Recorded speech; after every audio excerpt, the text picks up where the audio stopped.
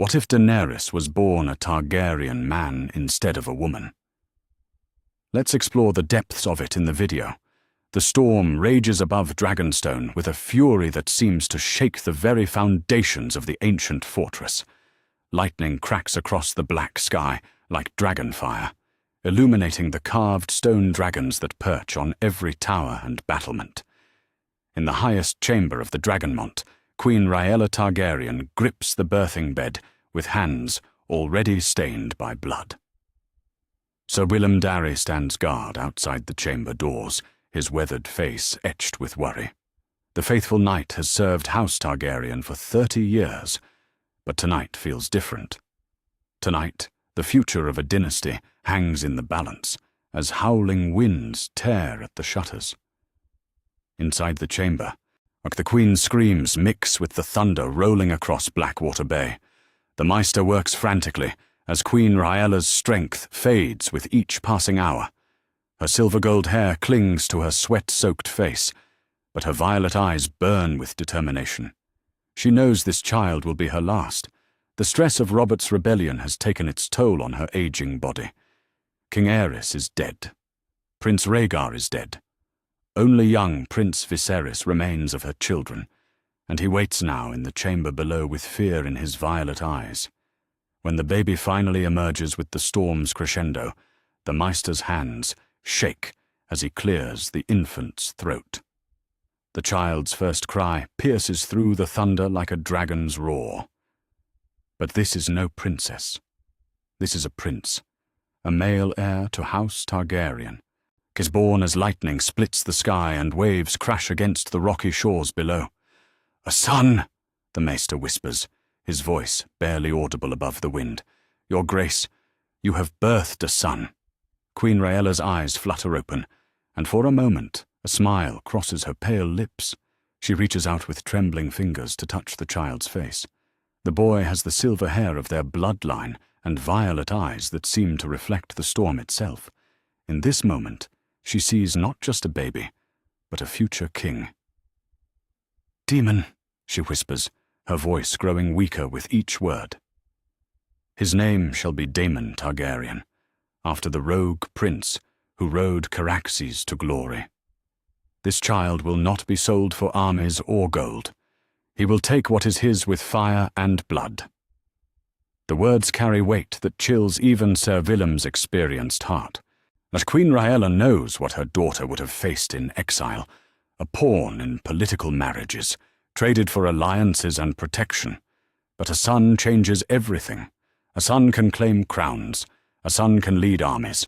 A son can restore the dynasty that rebels sought to destroy. As Queen Rhaella draws her final breath, the storm begins to calm. The thunder grows distant, and the lightning fades to occasional flickers across the horizon. In the sudden silence, baby Daemon's cries echo through the ancient halls of Dragonstone. Sir Willem enters the chamber and looks down at the infant prince with tears in his eyes. The knight knows immediately that everything has changed. This is not the princess he expected to smuggle into exile. This is a male heir with the blood of Aegon the Conqueror flowing through his veins. Prince Viserys, I'm barely 14, and still reeling from the loss of his crown, will not welcome news of a baby brother.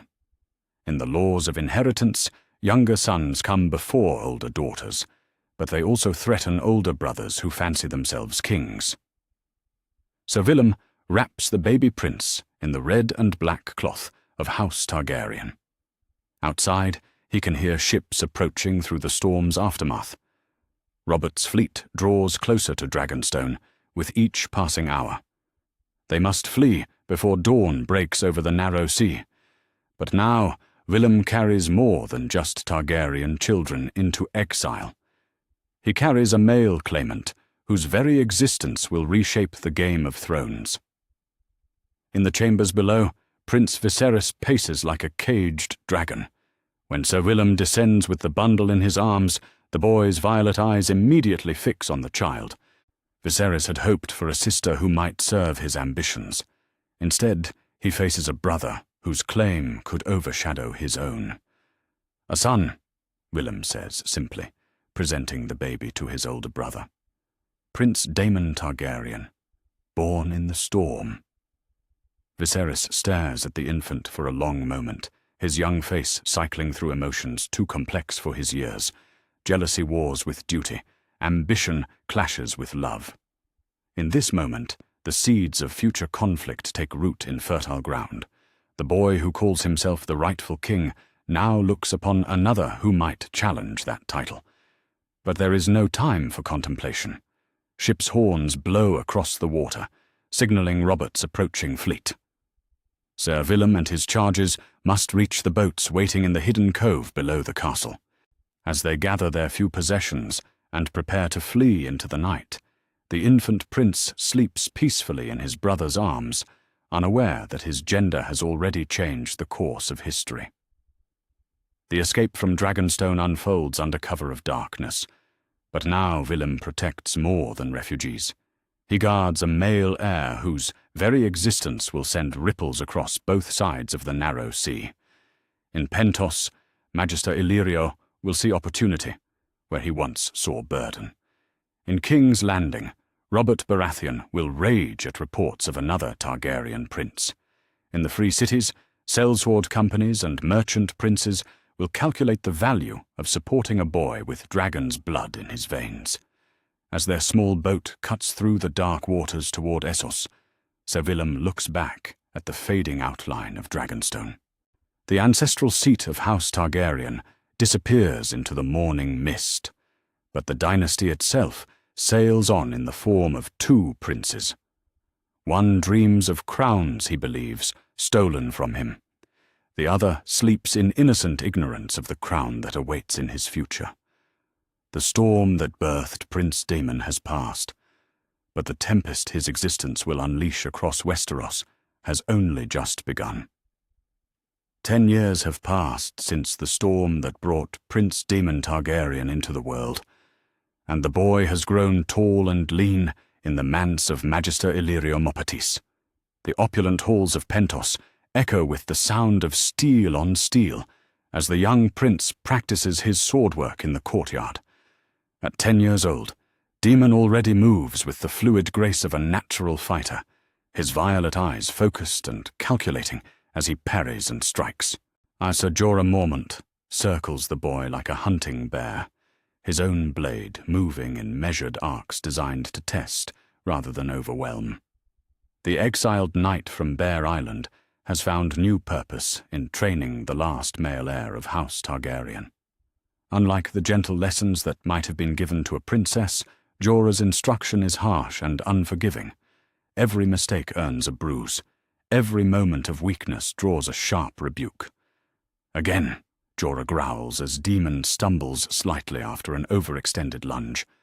A king who falls in battle is a dead king. The boy adjusts his grip and raises his practice sword once more.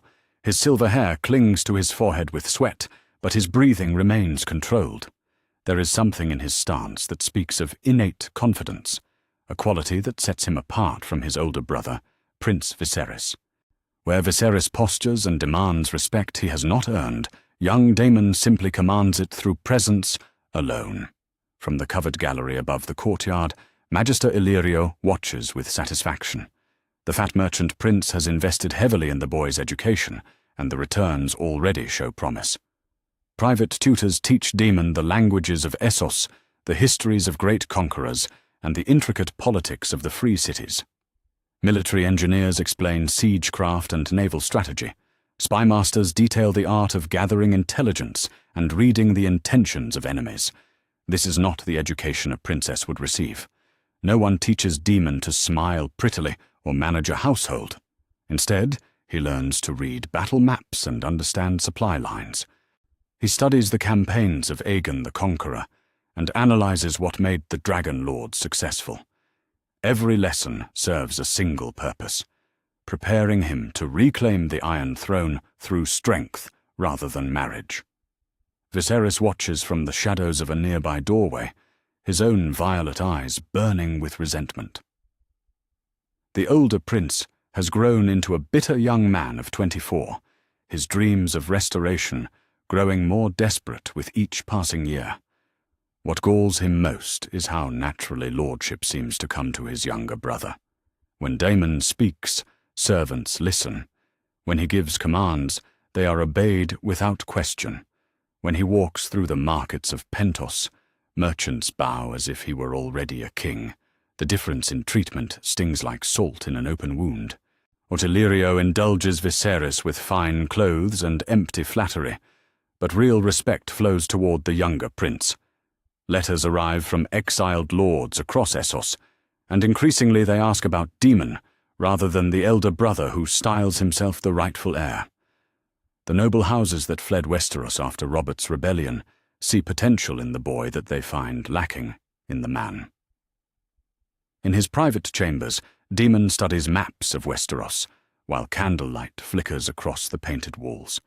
The boy traces the borders of the Seven Kingdoms with his finger, memorizing the seats of great houses and the strategic value of major roads. He knows that King Robert grows fat and lazy in King's Landing, but that knowledge serves little purpose without armies to exploit such weakness. Tonight, like many nights before, the dreams come to him. But these are not the gentle visions that might have blessed a princess. Daemon's dragon dreams burn with fire and conquest. He sees great beasts soaring above armies, their shadows falling across countless soldiers.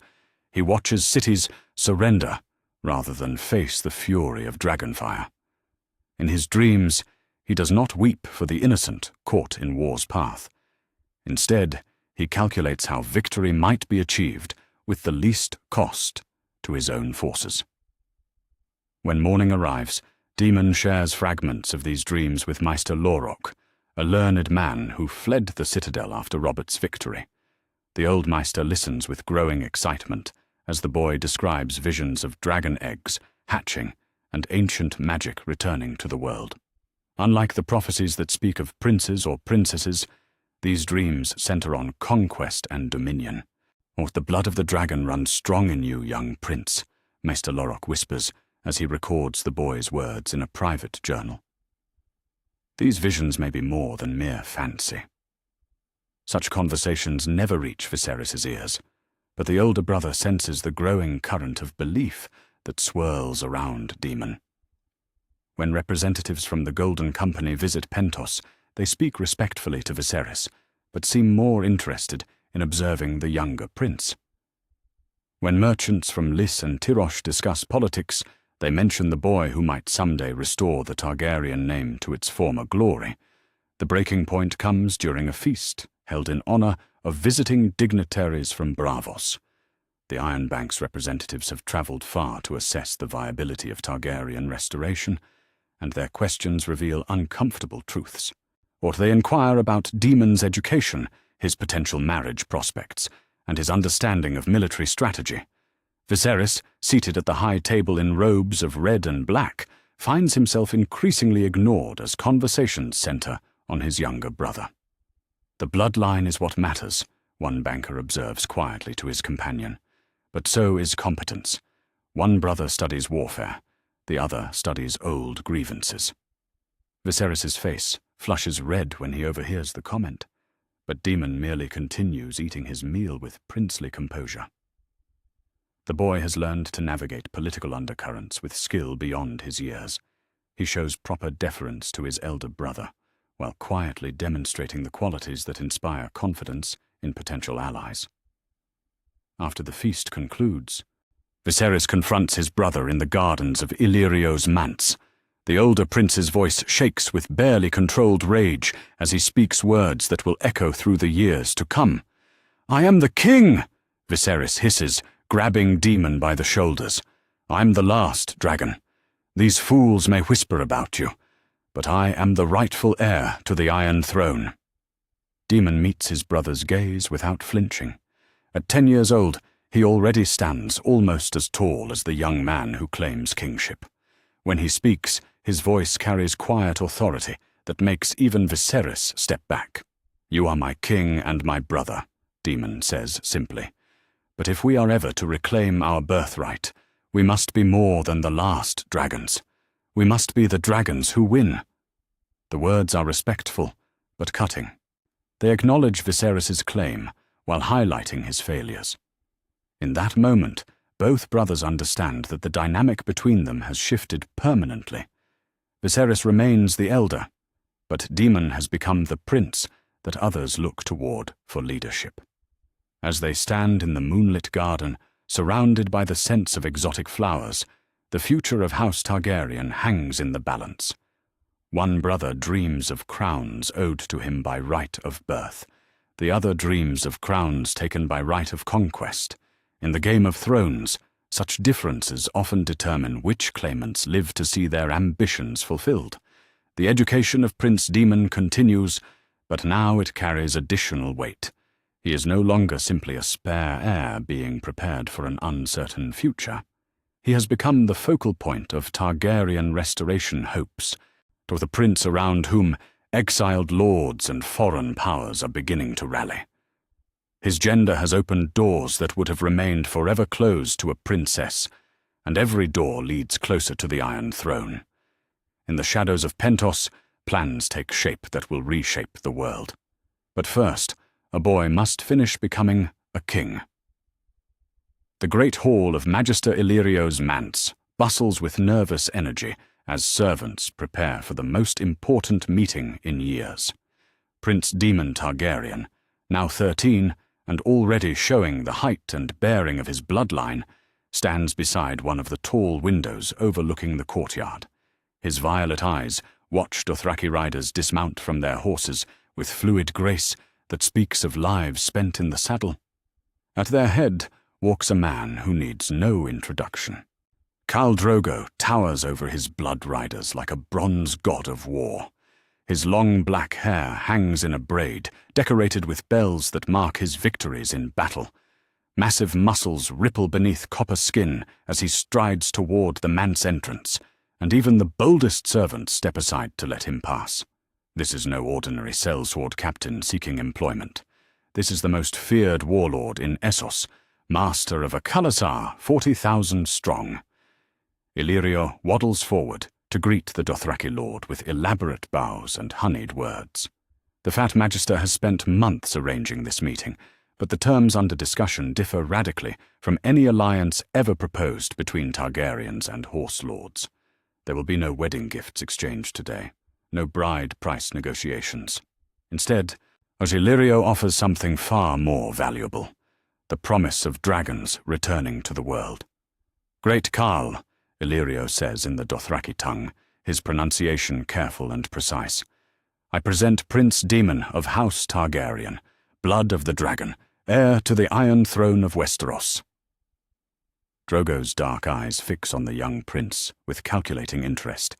He sees no soft princess to be claimed as prize. Instead, he studies a boy who stands straight and unafraid, despite facing the most dangerous man in the known world. Daemon's hand rests naturally on the pommel of his sword, not in threat, but in readiness. The Khal recognizes a fellow warrior, even one still growing into his full strength. Viserys enters the hall with forced confidence that fools no one present. The older Targaryen prince wears his finest clothes and carries himself like a king, but desperation clings to him like cheap perfume. He sees how Drogo's attention focuses entirely on his younger brother, and jealousy burns in his chest like wildfire. This meeting was supposed to restore his crown, not elevate the boy who threatens his claim. I am Viserys of House Targaryen, he announces loudly, the rightful king of the Seven Kingdoms. It is I who can offer you armies of Westeros in exchange for your aid. Drogo glances at the older brother with mild interest before returning his gaze to Daemon. The Khal has heard tales of the exiled Targaryen princes, and the stories paint very different pictures of the two boys. One is said to be weak and bitter, clinging to dead glories, and the other is rumored to possess the fire of ancient dragon lords. Standing before them now, Drogo sees which rumors speak truth. Illyrio intervenes smoothly before Viserys can embarrass himself further. The Magister gestures for everyone to take seats around a low table laden with food and wine. But this is not a feast of celebration.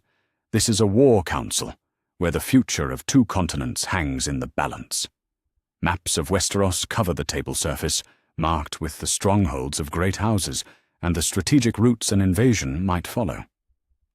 The young prince has studied warfare since childhood, Illyrio explains to Drogo, while servants pour fermented mare's milk into bronze cups. He speaks your tongue and understands the ways of the Khalasar.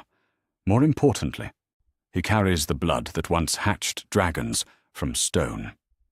At the mention of dragons, Drogo leans forward with obvious interest. The greatest warriors among the Dothraki still tell stories of the dragon lords who once ruled the world with fire and blood. Those same stories speak of treasures beyond imagining, of cities that surrendered rather than face the fury of ancient beasts. If the boy before him truly possesses such power, alliance becomes not just profitable but necessary. Daemon speaks for the first time since the introductions, his voice carrying quiet authority despite his youth. He addresses Drogo in fluent Dothraki, the words flowing like water over stone. "Great Khal, I do not come as a beggar seeking charity. I come as one warrior to another, offering partnership in conquest. My ancestors took 3 kingdoms with 3 dragons. Together we might take 7 kingdoms with 7 times as many warriors." The words hit their mark perfectly. Drogo's weathered face breaks into a predatory smile as he nods approvingly. Here is language he understands. Not pleas for aid or promises of future rewards, but direct talk of warfare and victory. The boy offers alliance between equals rather than submission from the weak to the strong. Viserys' face flushes red as he realizes his younger brother is negotiating away his birthright. The older prince slams his cup down on the table hard enough to slosh wine across the maps. "I am the king!" he shouts in broken Dothraki. "Any alliance must be made through me. I am the dragon. I am the last hope of my house." Drogo turns to stare at Viserys with the cold expression of a predator evaluating prey. The Khal's hand drifts to the curved sword at his side as silence falls over the room like a burial shroud. When he speaks, his voice carries the quiet menace of distant thunder. "You claim to be dragon," Drogo says slowly, "but I see only man who shouts like child. Dragons do not beg. Dragons do not whine. Dragons take what they want with fire and blood." The rebuke cuts deep, but Viserys lacks the wisdom to recognize when he should retreat. Instead, he doubles down on his demands with the desperation of a drowning man grasping at driftwood. His voice grows shrill as he lists his grievances against Robert Baratheon and his plans for reclaiming the throne that he believes was stolen from him. Daemon watches the exchange with growing embarrassment for his brother's behavior. At 13, the young prince already understands what Viserys has never learned. Respect cannot be demanded, only earned. When he speaks again, his words serve to redirect the conversation away from his brother's failures. "Great Khal, my ancestors knew that strength respects strength. If you would test my worthiness as an ally, name the trial. I will meet whatever challenge you set." Drogo's smile widens at the offer. Here is a boy who thinks like a Dothraki warrior, despite his foreign birth. The Khal rises from his seat and draws his auroch, the curved blade gleaming in the afternoon light that streams through the tall windows. But he does not threaten. Instead, he reverses the weapon and extends it toward Demon Handle first. "Blood calls to blood," Drogo says formally. "If you would ride with the Khalasar, you must first taste the blessing of the great stallion." Illyrio starts to object, recognizing the ritual for what it is, but Daemon takes the blade without hesitation. The young prince draws the edge across his palm, letting crimson drops fall onto the maps spread across the table. When he hands the arach back to Drogo, the Khal performs the same cut on his own weathered palm before pressing their bleeding hands together. "By horse and horde, by blood and blade," Drogo intones as their blood mingles. "You are Khaleesi no more, but Kalaka, blood brother to the Khal of Khals. What is mine is yours. What is yours is mine. Together we ride the grasslands of conquest." The ceremony seals something far more significant than mere alliance. It creates kinship between the Dragon Prince and the Horse Lord, binding them together with oaths older than the cities of Essos Viserys watches in horrified fascination as his younger brother claims a position he never could have achieved through negotiation or bribery. News of the Blood Brotherhood spreads through Pentos like wildfire within hours. Merchants whisper in the bazaars about the Targaryen prince who won the respect of Khal Drogo without gold or marriage. Sellsword captains calculate how this new alliance might affect the balance of power across the free cities. In distant King's Landing, spies will carry word to Robert Baratheon that his greatest fears are beginning to take shape. But the immediate consequences unfold within the walls of Illyrio's manse. Viserys retreats to his chambers in sullen rage, his dreams of easy restoration crumbling around him like ancient parchment. He understands now that his brother has transcended the role of spare heir. Daemon has become a player in the Game of Thrones, wielding influence that the elder prince can only envy. As night falls over Pentos, Drogo and his blood riders make camp in the courtyard, rather than accepting soft beds indoors. The Khal insists that his new blood brother join them around the fire, sharing meat and mare's milk, while listening to tales of conquest on the Dothraki Sea. Daemon sits among them like a natural member of the Brotherhood, his presence accepted without question or reservation. The transformation has begun. What started as a desperate attempt to secure military alliance has become something deeper and more dangerous, and the young prince is no longer merely Daemon Targaryen of Westeros. He has become Daemon of the Great Grass Sea, Kalaka to the strongest call in living memory.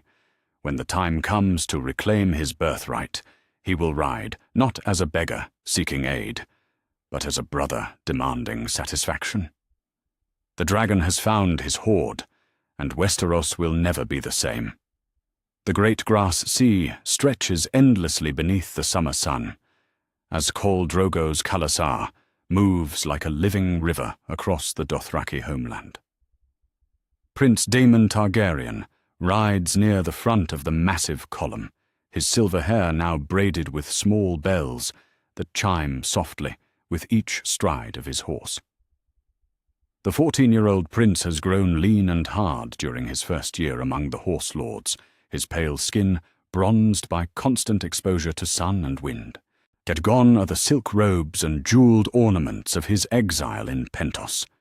Daemon now dresses in leather and bronze like his Dothraki brothers, armed with both the curved arakh of the horse lords and the Valyrian steel blade that once belonged to his ancestors. He speaks their tongue as fluently as his own, thinks their thoughts, and shares their dreams of conquest beyond the horizon. The transformation has not gone unnoticed among the 40,000 warriors who follow the great call. Where once they might have scorned a soft prince from across the narrow sea, they now watch Daemon with respect earned through blood and steel. He has faced their champions in single combat and emerged victorious. He has led raids against rival khals and returned with enemy scalps hanging from his saddle. Most importantly, he has proven himself worthy of the bells that mark a true Dothraki warrior. Viserys rides far back in the column with the elderly women and crippled children, his position a daily reminder of his failure to adapt to this new world. The elder Targaryen prince clings to the clothing and customs of his exile, refusing to acknowledge that survival among the Dothraki requires transformation. While his younger brother earns glory on horseback, Viserys endures the whispered mockery of warriors who see weakness in his every gesture. The breaking point comes when the Khalasar stops to water their horses at a small trading town near the shores of the Jade Sea. Local merchants have heard tales of the dragon prince who rides with Khal Drogo, and they bring gifts meant to curry favor with the new power rising in the grasslands. Out among their offerings rest 3 ancient dragon eggs, their surfaces covered with scales of deep red, pale gold, and midnight black. The merchant who presents the eggs speaks in heavily accented Dothraki as he explains their history. These are said to be remnants from the glory days of Vaes Dothrak, when dragon lords still ruled the known world. Most dismiss them as pretty stones worth little more than their weight in gold. But when Daemon takes the black egg in his hands, it seems to pulse with inner warmth that has nothing to do with the afternoon heat. Viserys sees the exchange and interprets it as another slight against his authority. The elder prince pushes through the crowd of watching Dothraki, his face flushed with wine and wounded pride. He speaks loudly in the common tongue, his words carrying across the gathered crowd like the buzz of angry wasps. "Those are mine by right," Viserys shouts, reaching for the eggs with grasping hands. "I am the king, I am the dragon. Everything here belongs to me, including these baubles and the army that should serve my cause." The accusation hangs in the air like smoke from a funeral pyre. 40,000 Dothraki warriors turn to stare at the elder prince, with expressions ranging from confusion to outright hostility. Drogo's face darkens as he processes the insult implied in Viserys' words.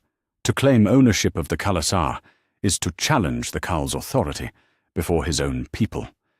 Daemon tries to intervene before the situation explodes into violence, but his brother's madness has progressed beyond the reach of reason or family loyalty. Viserys draws the ceremonial sword he has never learned to use properly, waving it in wild arcs as he makes demands that no one present has the power to grant. "Give me my crown!" Viserys screams. "I want what I came for. I want my armies. I want my throne. You will give me what is mine." Drogo moves with the terrible swiftness of a striking snake. One moment Viserys stands raving with his sword raised. The next moment the Khal's massive hands close around the elder prince's throat, lifting him from the ground as easily as a child might lift a doll. The ceremonial blade falls forgotten to the dust as Viserys claws uselessly at fingers strong enough to crush stone. "You want your crown?" Drogo asks in Dothraki, his voice carrying deadly calm. "Could a crown for cart kings and beggars who threaten my blood brother." What follows differs from any tale that might have been told about a princess and her wedding gifts. Drogo does not kill Viserys to defend a bride's honor. Instead, he acts to protect the brother bond forged in ritual and strengthened through shared warfare. When he pours the molten gold over Viserys' head, it serves as both execution and declaration. Those who threaten the Khal's Kalaka threaten the Khal himself. Daemon watches his brother die without flinching, his violet eyes reflecting the flames that heat the deadly crown. He feels neither grief nor satisfaction, only the cold understanding that weakness has received its inevitable reward. In the world of the Dothraki, strength protects what it values. Viserys chose to remain weak, and weakness always dies. With the elder prince's death, the last pretense of shared authority vanishes like morning mist. Daemon stands alone as the final male heir of House Targaryen, blood brother to the greatest call in living memory, and possessor of what might be the only dragon eggs in the known world. The convergence of these factors creates opportunities that even he has not yet fully grasped. The Khalasar moves deeper into the grasslands following Viserys' execution, but their journey takes an unexpected turn when they encounter a rival horde led by Khal Ogo. The enemy force numbers nearly 20,000 warriors, all eager to test themselves against the legendary Drogo and claim his position through victory in battle. What ensues becomes the first test of Daemon's integration into Dothraki warfare. The battle unfolds across miles of grassland as mounted warriors clash in a thunderous melee of bronze and steel. Daemon fights at Drogo's side, his sword work adapting the formal techniques learned from Ser Jorah to the fluid chaos of steppe warfare. He cuts down enemy riders with growing confidence, earning fresh bells for his braid with each fallen foe.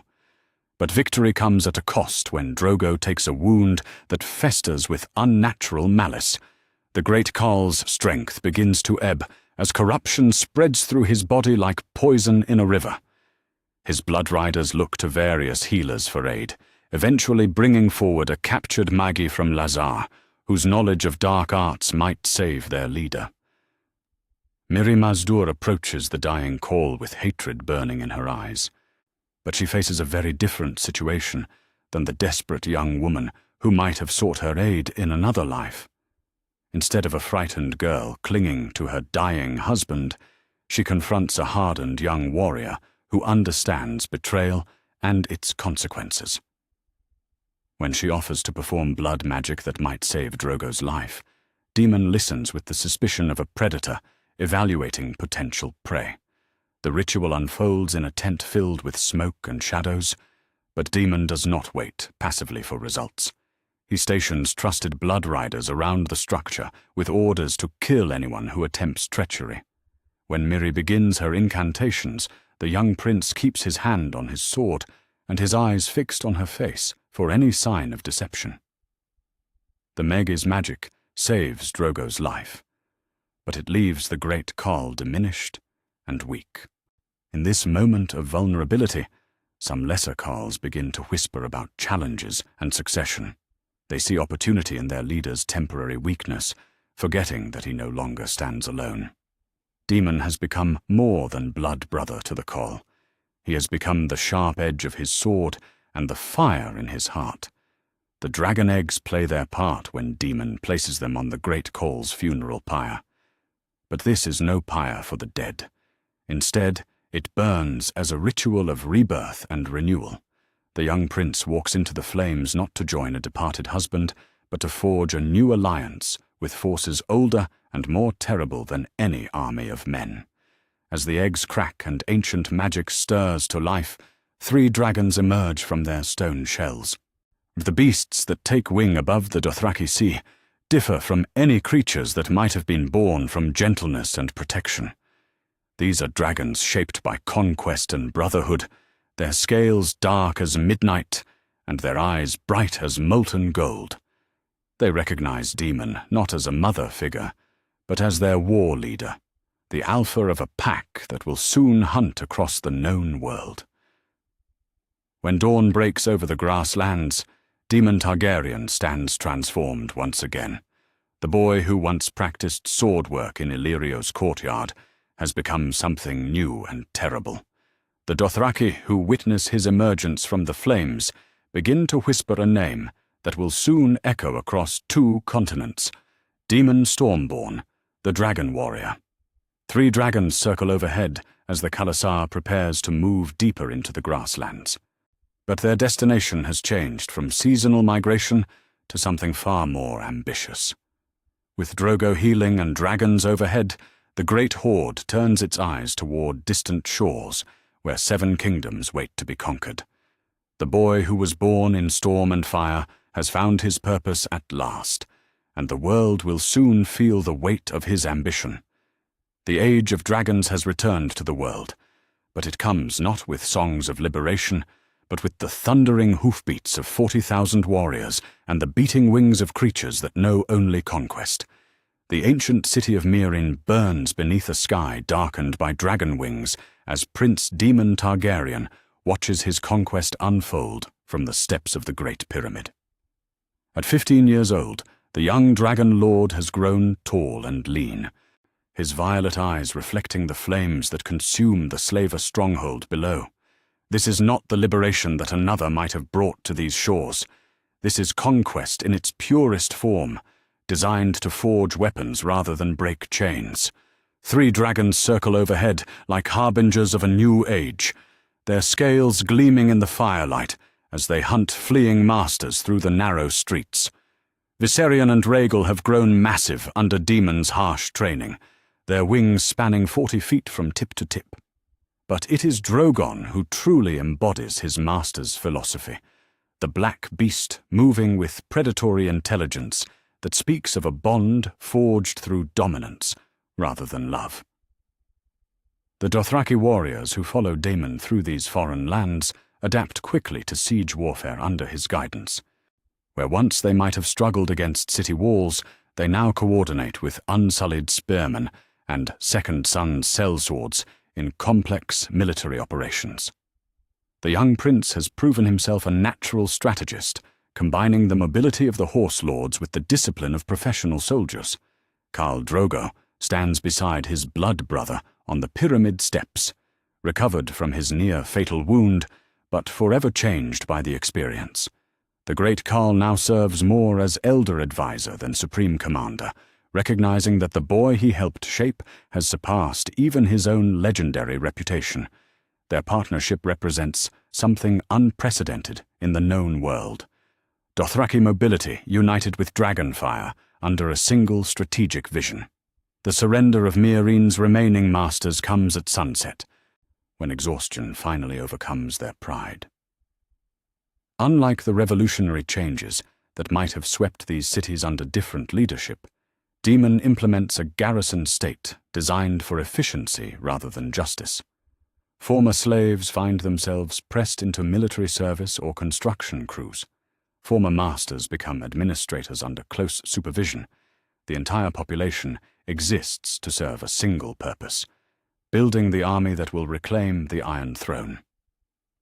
Ser Jorah Mormont approaches with the day's intelligence reports, his weathered face bearing the satisfaction of a mentor whose student has exceeded all expectations. The exiled knight now serves as spy master, as well as military advisor, coordinating a network of agents that stretches across both sides of the narrow sea. In his hands, and he carries news that will reshape the political landscape of 2 continents. "Dragons change everything," Jorah observes as he unfolds the latest messages from Westeros. "Lords who dismissed your brother as a pretender now see you as the greatest threat to their peace since Aegon the Conqueror." The letters paint a picture of mounting panic among the great houses of Westeros. King Robert Baratheon rages in the Red Keep about nightmares that wake him screaming, dreams filled with dragonfire and silver-haired princes who come to claim his crown.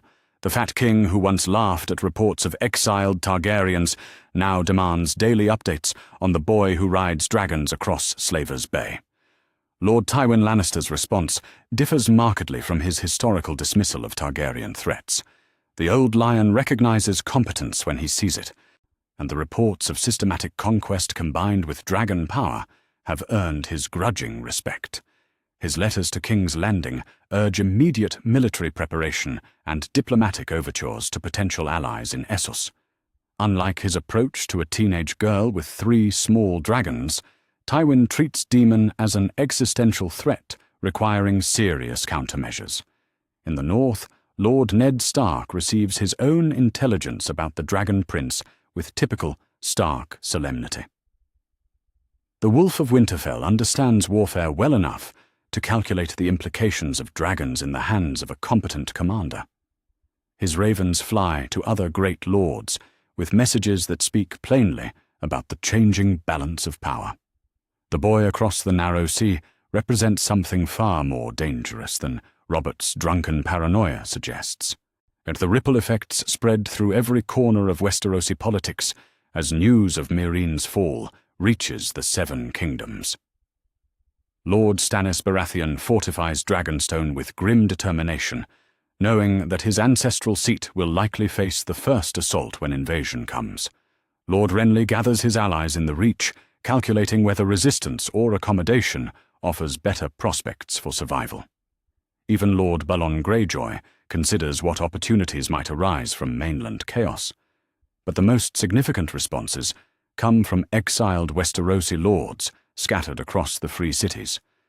Men who fled Robert's wrath years ago now see opportunity in Daemon's rise. Representatives from House Velaryon approach with offers of naval expertise. Surviving members of House Darklyn propose intelligence networks within King's Landing. That former loyalists who lost everything in Robert's rebellion suddenly find their knowledge valuable once again. The Golden Company receives a formal contract offer that transforms their status from potential ally to integral component of the invasion force.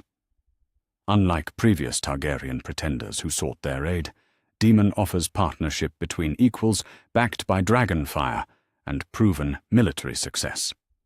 Captain Harry Strickland finds himself negotiating not as a sellsword seeking profit, but as a junior partner in a grand strategic enterprise. The financial arrangements reflect this new reality. The Iron Bank of Braavos extends massive credit lines to fund the growing army, calculating that a competent Dragon Lord represents a better investment than the increasingly unstable Robert Baratheon. Merchant princes from Volantis and Tyrosh compete for trade agreements with the future king of Westeros. Even the notorious pirates of the Stepstones begin offering their services to the boy who promises to reshape the known world. Daemon's approach to dragon training differs fundamentally from the maternal bond that might have developed under different circumstances. He works his beasts hard, pushing them to greater size and ferocity through constant challenge and competition. The dragons respond to strength and dominance rather than affection, growing larger and more aggressive with each passing month. When they hunt to kill. When they fight, they show no mercy. This philosophy extends to every aspect of his growing empire. Cities surrender or burn. Soldiers serve or die. Lords submit or face dragonfire. There is no middle ground in Daemon's vision of conquest, no room for the complex moral calculations that might trouble a different ruler. He has internalized the harsh lessons of Dothraki culture while adding the strategic sophistication of his Targaryen bloodline. The intelligence networks that form around his conquest represent another departure from traditional patterns. Where another ruler might have relied on local connections or gradual infiltration, Daemon builds his spy apparatus through systematic recruitment and generous compensation. Former slaves with nothing to lose become agents in distant cities. Dispossessed nobles pledge their remaining resources for the chance at restoration. Sellswords carry messages along with their more obvious services. Ravens fly daily between Slavers Bay and the Free Cities as this network expands across Essos. Information flows both directions. Intelligence about Westerosi preparations travels east, while propaganda about dragon victories spreads west. The psychological warfare has begun, even before the first ship sets sail for Westeros. Every tale of successful conquest undermines Robert's authority, while strengthening Daemon's claim. The training of his human forces reflects the same systematic approach he applies to dragon mastery. Dothraki horsemen learn to coordinate with infantry formations. Former slaves master weapons they never dreamed of wielding.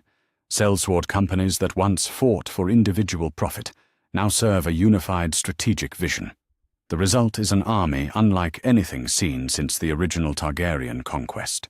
Mobile, disciplined, and absolutely loyal to their dragon lord.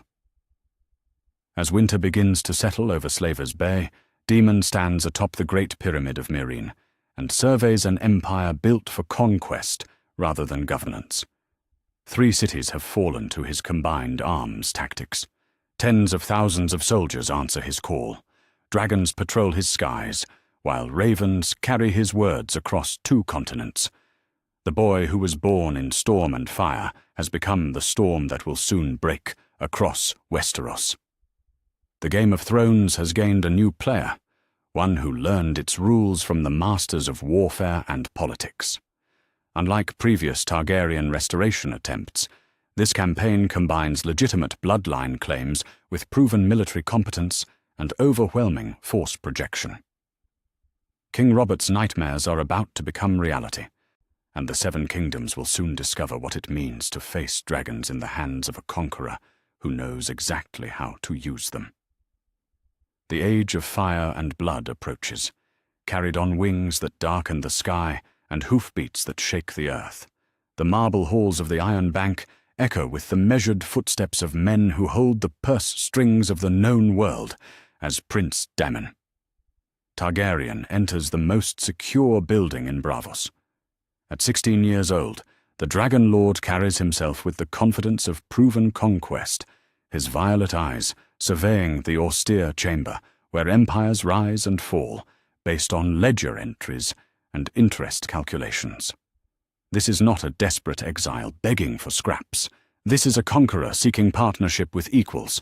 Tycho Nestoris, the Iron Bank's most senior representative, studies the young prince across a table carved from black marble and covered with detailed financial projections.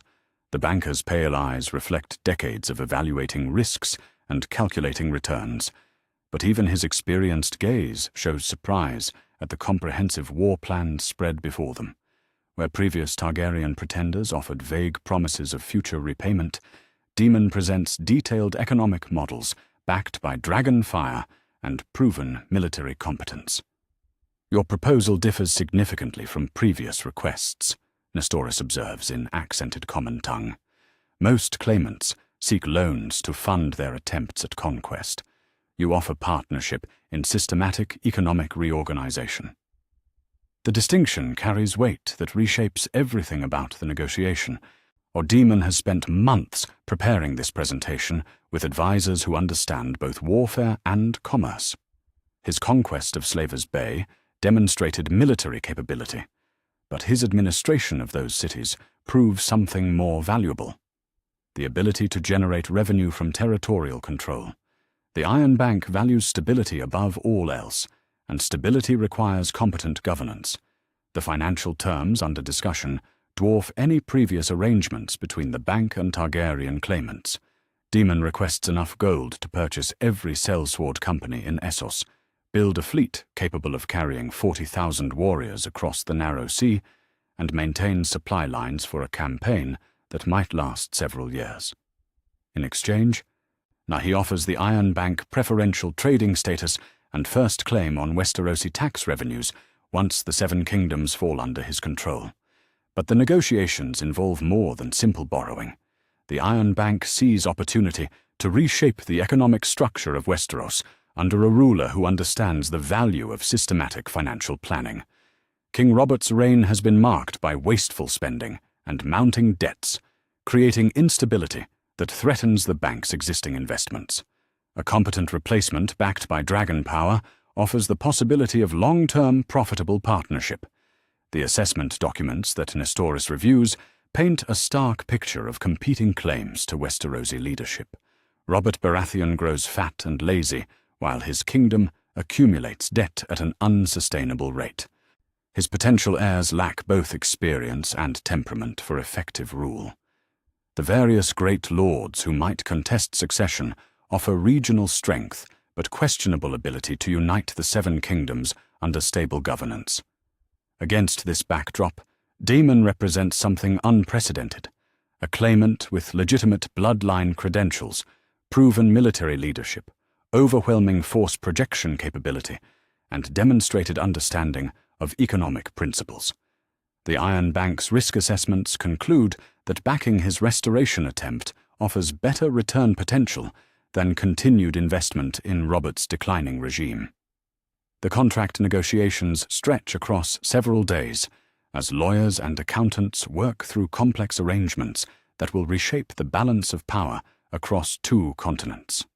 The Iron Bank agrees to provide immediate funding for fleet construction and mercenary contracts, with additional credit lines available as conquest proceeds according to predetermined benchmarks. Daemon commits to specific tax policies and trade agreements that will generate sufficient revenue to service the massive debt while funding continued expansion.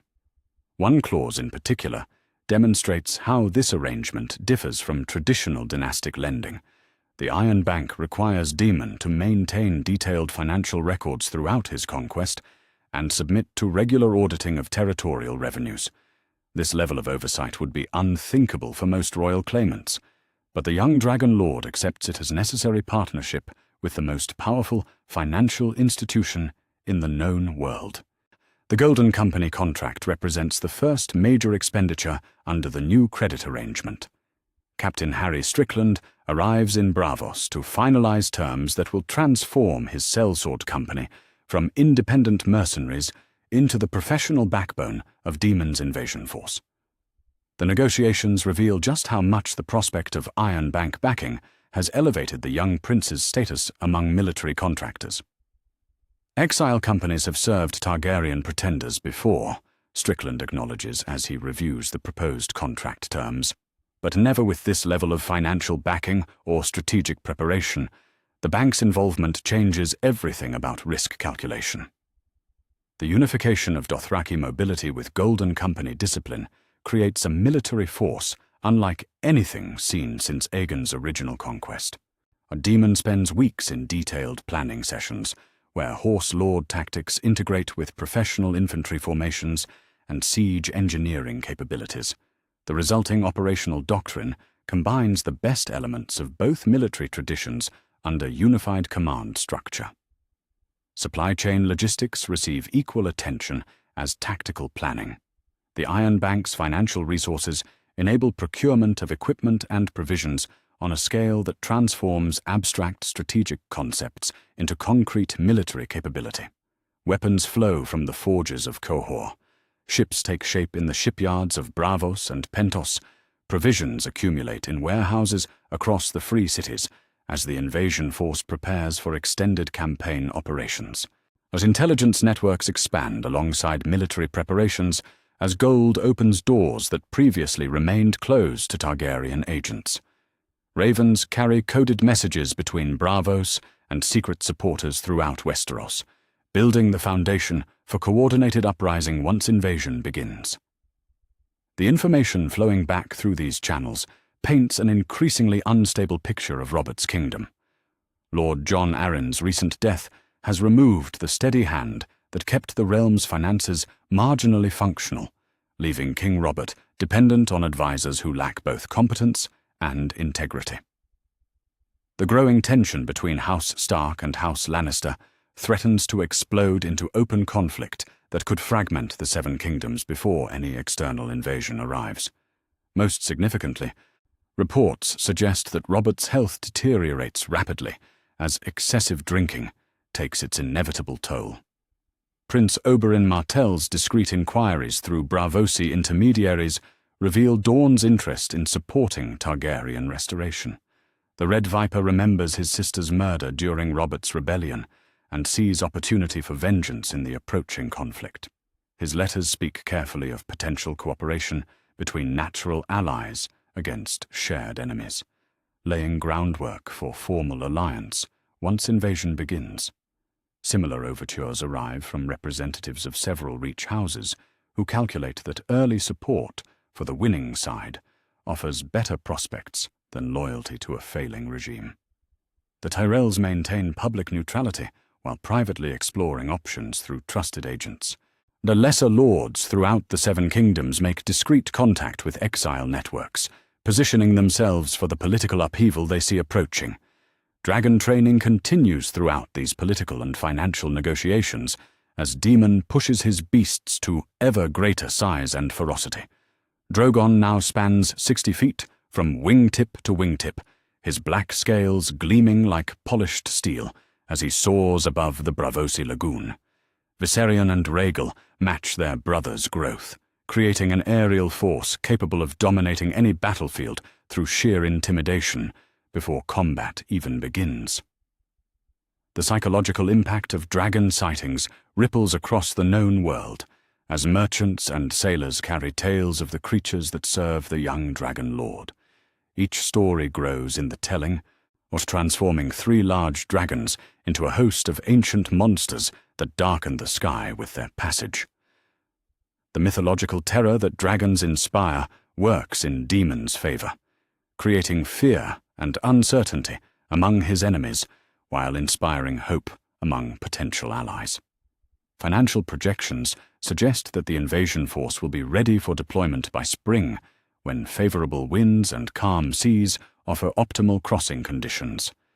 The Iron Bank's investment will have created the most formidable military expedition since Aegon's conquest, backed by sufficient resources to sustain extended campaign operations regardless of initial success or setbacks. As winter deepens over Braavos, Daemon stands in the Iron Bank's highest tower and watches ships take shape in the harbor below.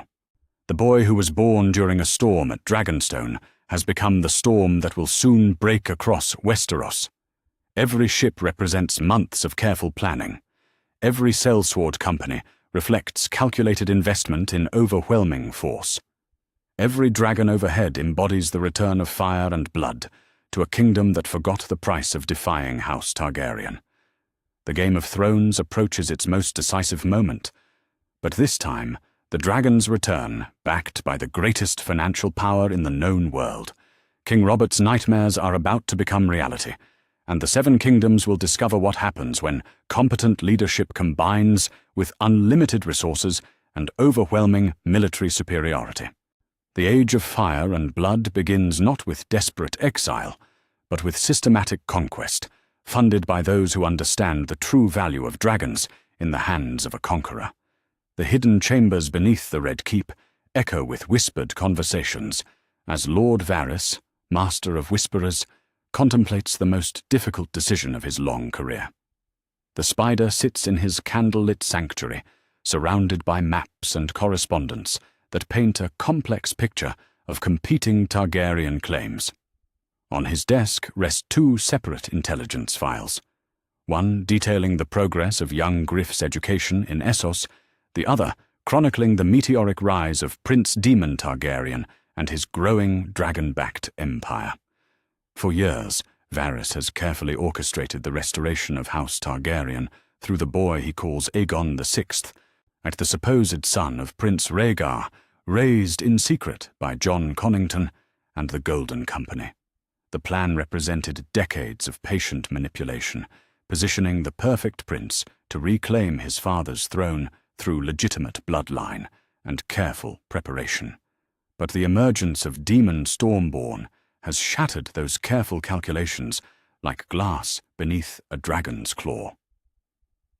The reports from Slaver's Bay tell a story that forces even the Spider to reevaluate his assumptions about power and legitimacy.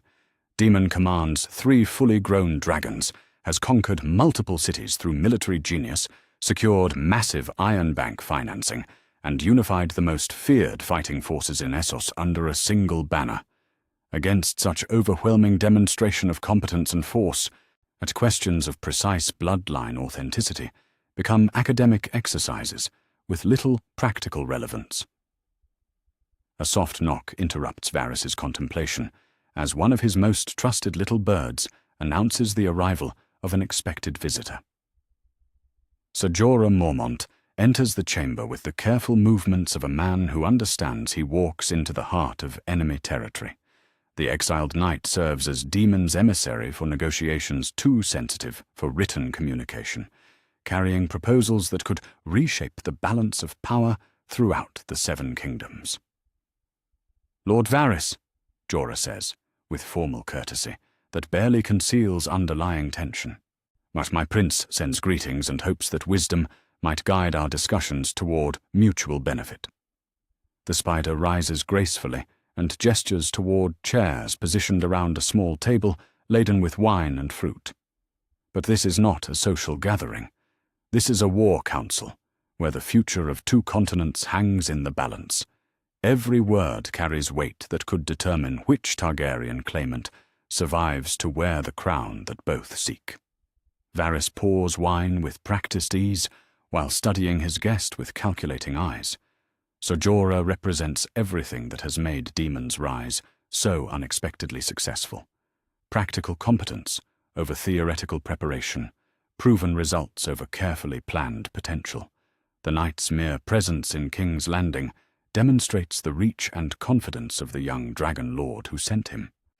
"The realm bleeds as we speak," Varys observes while settling into his chair. "King Robert's death has unleashed forces that threaten to tear the 7 kingdoms apart. In such times, wise men must choose their allegiances carefully." The reference to Robert's recent hunting accident carries multiple layers of meaning. Official reports blame a charging boar, but men like Varys understand that convenient deaths rarely occur without careful orchestration. The Spider's own network played its part in ensuring the Fat King met his end at precisely the moment when chaos would serve certain interests. Jorah responds with the directness of a soldier who prefers honest speech to diplomatic dancing. He spreads detailed maps across the table surface and begins outlining Daemon's strategic vision for Westerosi conquest. Unlike the gradual infiltration and political manipulation that might serve other claimants, the Dragon Lord plans overwhelming force applied at precisely calculated pressure points. "My prince offers partnership rather than servitude," Jorah explains, while indicating key strategic locations. "Your network provides intelligence and coordination. His dragons provide the force necessary to eliminate resistance. Together, We end this war quickly rather than allowing it to consume the realm for years. The proposal differs fundamentally from Varys' original plans for gradual restoration through young Griff's careful introduction to Westerosi politics. Daemon's approach promises swift resolution through superior military force, but it requires abandoning decades of preparation in favor of backing a claimant whose legitimacy rests on competence rather than bloodline purity. The Spider weighs the options with the cold calculation that has kept him alive through multiple regime changes. Young Griff offers theoretical legitimacy, but remains untested in actual leadership. His support base consists primarily of exiled lords and sellsword companies whose loyalty depends on gold rather than genuine belief. Most critically, he lacks dragons, the ultimate arbiters of Targaryen power since Aegon's original conquest. Against this uncertain prospect stands Daemon Targaryen, whose claim combines legitimate bloodline with overwhelming demonstrated capability. 3 dragons follow his commands. The Iron Bank finances his campaigns. The greatest military forces in Essos serve under his banner. Even his potential enemies treat him as a serious threat rather than a distant possibility. Your prince's successes speak for themselves, Varys acknowledges while refilling their wine cups. But legitimacy requires more than dragons and gold. The people must believe in their king's right to rule. Jorah's response reveals the sophisticated political understanding that has made Daemon such an effective ruler. The knight explains how the young dragon lord has already begun addressing questions of legitimacy through systematic competence and merciful conquest. Unlike the liberation ideology that might characterize another approach, Daemon offers stability and prosperity under proven leadership. And the conversation shifts to practical arrangements as Varys begins to see the advantages of supporting the stronger claimant. His little birds throughout the 7 kingdoms could coordinate with Daemon's intelligence network to ensure maximum effectiveness when invasion begins. Loyalist houses would receive advance warning to prepare for restoration. Enemy strongholds would face coordinated internal and external pressure. But the alliance requires resolving the complication of young Griff's competing claim. 2 Targaryen pretenders seeking the same throne creates confusion that benefits neither claimant. The Spider's decades of preparation for Aegon VI must be either redirected toward Daemon or eliminated as a strategic liability. The solution emerges through careful negotiation that demonstrates both men's understanding of necessity over sentiment. Jon Connington and his protégé represent loose ends that could undermine Daemon's claim through their very existence. The Golden Company's contract has already been purchased, removing their military support. What remains is ensuring that young Griff never emerges as a rival claimant, capable of fragmenting Targaryen restoration efforts. Varys agrees to redirect his network toward supporting Daemon's invasion while quietly eliminating the alternative Targaryen option. The decision requires abandoning years of careful preparation, but the Spider has survived by recognizing when circumstances change beyond recovery. The young Griff's theoretical advantages cannot compete with Daemon's demonstrated superiority in every measure that matters for successful conquest. The intelligence sharing begins immediately as Varys opens his files to reveal the true extent of chaos consuming the 7 kingdoms. King Joffrey's brutal incompetence has accelerated the realm's collapse beyond even the Spider's expectations. The boy king's execution of Ned Stark fractured any remaining unity among the great houses, guaranteeing prolonged civil war, regardless of external intervention. Multiple claimants now contest the Iron Throne through armies that exhaust themselves, fighting each other, rather than preparing for the Dragon Lord's return.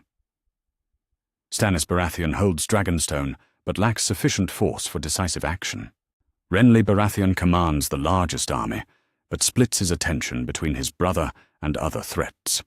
Robb Stark has declared independence in the north, while Balon Greyjoy seizes the opportunity for rebellion in the Iron Islands. perfect chaos, Varys observes with professional appreciation. When dragons return, they will find the realm exhausted and ready for strong leadership that promises an end to endless war. The timing could not be more favorable for Daemon's invasion plans. Every great house has committed forces to existing conflicts, leaving few reserves available for resisting a new threat backed by overwhelming superiority. The young Dragon Lord's careful preparation has positioned him to intervene at precisely the moment when success becomes inevitable rather than merely possible. As their meeting concludes, both men understand that history has reached a turning point. The Spider's network will now serve the Dragon Lord, whose rise represents everything Varys has worked toward: Targaryen restoration through a competent ruler capable of bringing peace to the realm. Young Griff's elimination becomes a necessary sacrifice for the greater goal of ending the chaos that threatens to destroy the Seven Kingdoms entirely. Ravens begin flying that very night as new orders flow through Varys's intelligence network. Agents receive coded instructions to prepare for coordinated action, supporting the invasion that approaches from across the narrow sea. Loyalist houses learn of their approaching deliverance. Enemy strongholds face the prospect of internal sabotage, timed with external assault.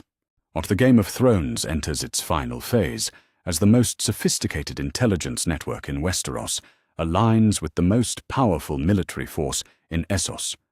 When spring comes and dragons darken the sky above King's Landing, they will find a realm prepared for restoration under a king who has proven his worthiness through fire and blood.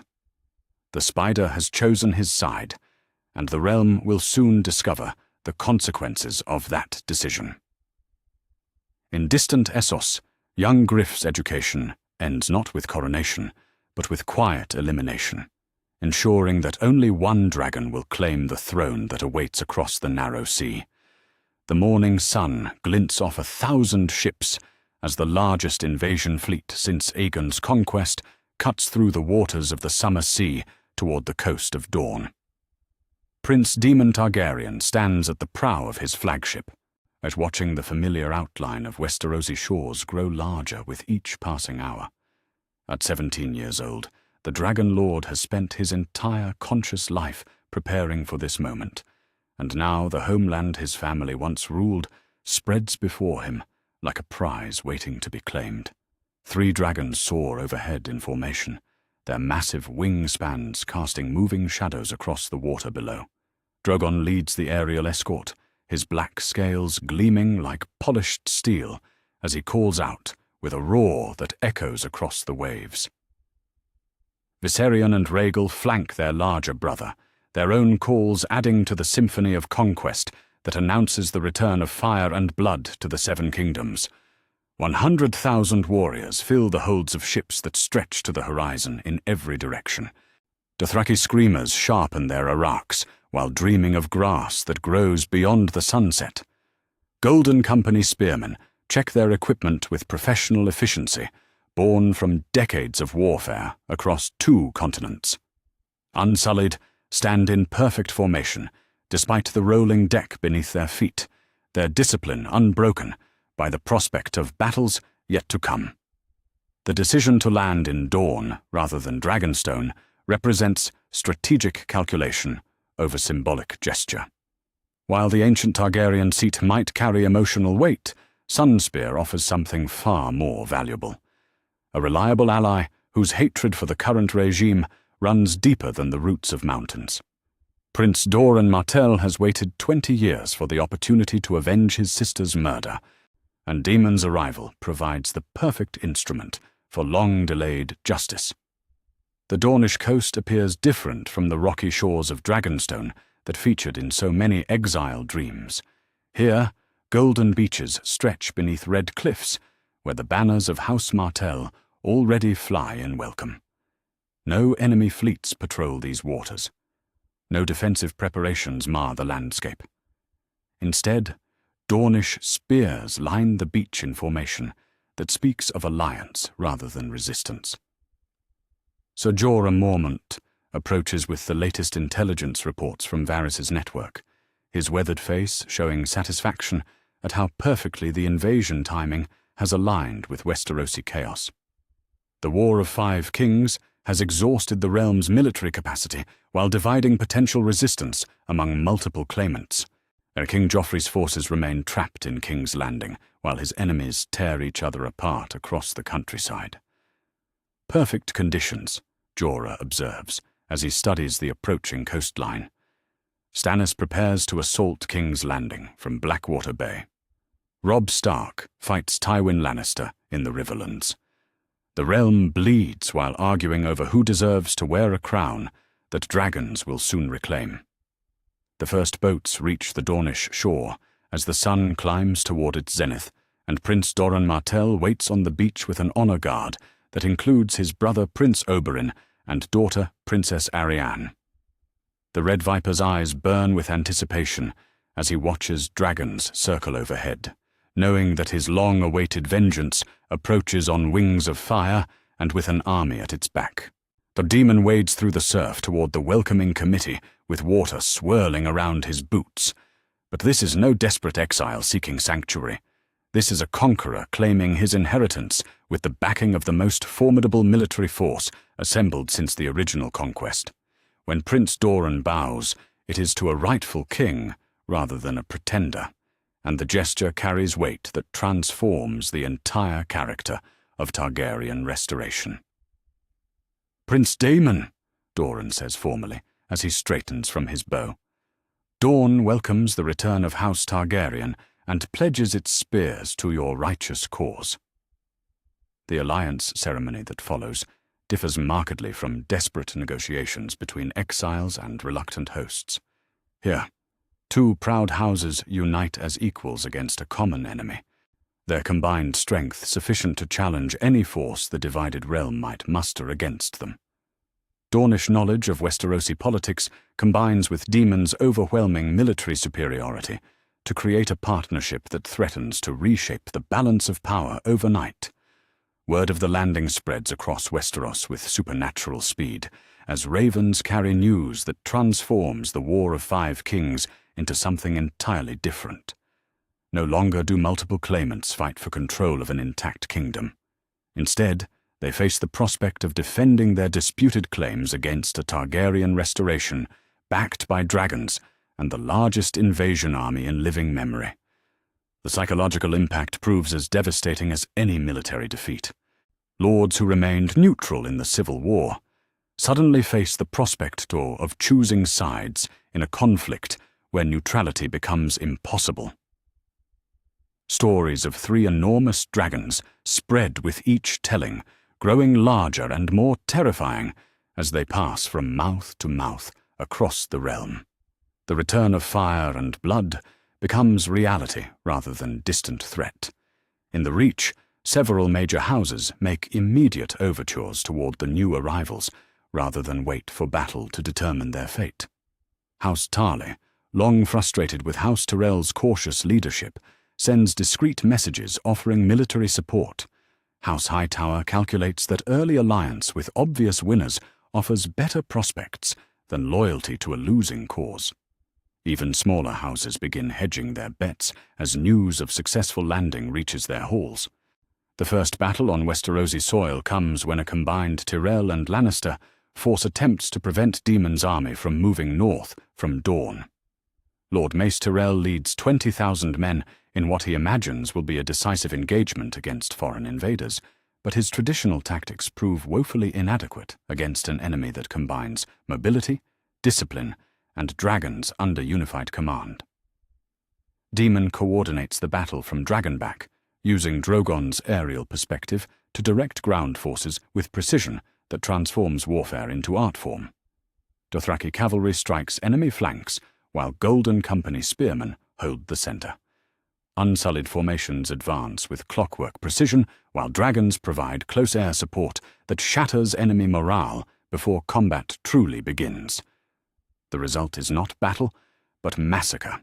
Our Lord Mace himself falls beneath Dothraki Arrax, while his army disintegrates around him. Survivors flee in every direction, carrying tales of dragons that breathe fire like the legends of old, and a young king who commands them with terrifying competence. The myth of Targaryen invincibility begins to rebuild itself with each retelling of the engagement. Ravens darken the skies as news of the Reach defeat reaches every corner of the Seven Kingdoms. In King's Landing, King Joffrey rages impotently while his advisors struggle to formulate responses to a threat beyond their experience.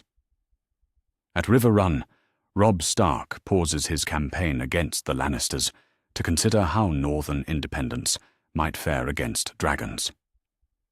On Dragonstone, Stannis Baratheon stares across Blackwater Bay and contemplates facing the same fortress his ancestors once used to launch their own conquest.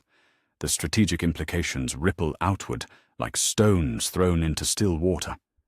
Every calculation that shaped the War of Five Kings becomes obsolete in the face of overwhelming force projection, backed by legitimate bloodline claims. Daemon's invasion represents not just another claimant seeking the throne, but the restoration of a dynasty that once ruled through dragons and now returns with dragons.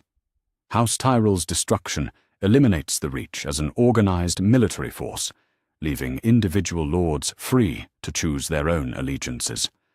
Many opt for survival over loyalty, sending envoys south with offers of submission that avoid the fate that befell those who chose resistance.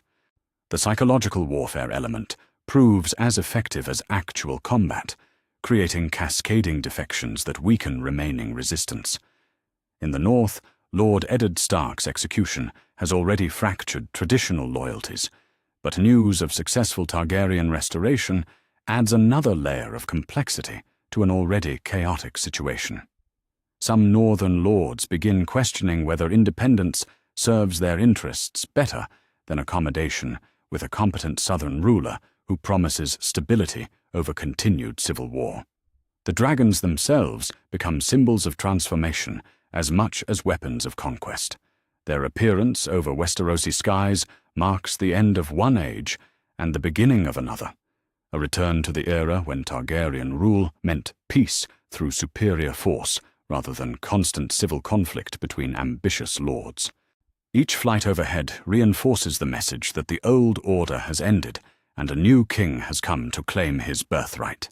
As Daemon's army consolidates its foothold in the former Reach territories, the broader strategic picture becomes clear. The invasion has succeeded beyond even optimistic projections, establishing a secure base of operations while eliminating major military opposition. The dragons that once seemed like distant legends now patrol Westerosi skies, and their master has proven himself worthy of his fearsome reputation. The boy who was born in storm and fire has returned to reclaim his inheritance, and the Seven Kingdoms tremble at the beating of dragon wings. The age of pretenders and usurpers draws to its close as the rightful dynasty prepares to restore order through the only means that has ever truly united the realm: fire and blood, delivered by those strong enough to wield them. The ancient road that leads from Sunspear toward King's Landing stretches before Daemon Targaryen's army like a golden ribbon cutting through the heart of the Reach. 20,000 Golden Company spearmen march in perfect formation alongside 40,000 Dothraki screamers, their combined footsteps creating a rhythmic thunder that echoes across the countryside. Above them, 3 dragons wheel through cloudless skies, their shadows racing across fields where no enemy dares to show his face. At town after town opens its gates without resistance as word of the Dragon Lord's mercy spreads faster than his advancing army. Unlike the sack and pillage that might have marked another conquest, Daemon's forces offer protection to those who submit while promising swift destruction to any who choose defiance. The calculated approach reflects lessons learned from studying the original conquest, where Aegon's combination of overwhelming force and merciful rulership created lasting stability rather than temporary submission. Sir Jorah Mormont rides beside his prince, his weathered face showing satisfaction as he reviews the latest intelligence reports from Varys's expanding network. Ravens arrive hourly with news of surrenders from lords throughout the Reach, to each submission weakening overall resistance while strengthening the growing coalition around House Targaryen. The psychological warfare proves as effective as dragons in breaking enemy morale before battles can be fought. Old Town requests terms, Jorah reports, as he unfolds the latest message from Lord Leighton Hightower. They offer to open their gates if you guarantee protection for the Citadel and its holdings. The proposal represents something unprecedented in Westerosi warfare, a major city seeking accommodation rather than testing its defenses against dragonfire. Old Town's submission would provide control over the realm's largest port and trading center, while adding the Citadel's influence to Daemon's growing legitimacy. More importantly, it demonstrates that even ancient strongholds recognize the futility of resistance against superior force wielded by competent leadership. The march toward Old Town takes on the character of a royal progress rather than military campaign, as lords emerge from their castles to pledge fealty along the route. House Mullendor brings 1,000 swords and control over strategic river crossings. House Ashford offers supplies and intelligence about remaining Tyrell loyalists. House Caswell provides detailed maps of defensive positions throughout the Central Reach. Each submission follows the same pattern that reflects Daemon's sophisticated understanding of political integration. Surrendering lords keep their lands and titles in exchange for hostages and military service. Their armies merge with the invasion force rather than face disbandment or execution. Former enemies become allies through calculated mercy that builds lasting loyalty rather than temporary compliance born from fear. Lord Mace Tyrell's eldest son, Willis, approaches under a banner of truce as the combined army nears Highgarden. The heir to the Reach limps forward with obvious nervousness, knowing that his family's resistance led to his father's death and the destruction of their military power. But Daemon receives him with the courtesy due to a potential ally rather than the contempt reserved for defeated enemies. "Your Grace," Willis says formally, as he bows before the dragon throne that travels with the army.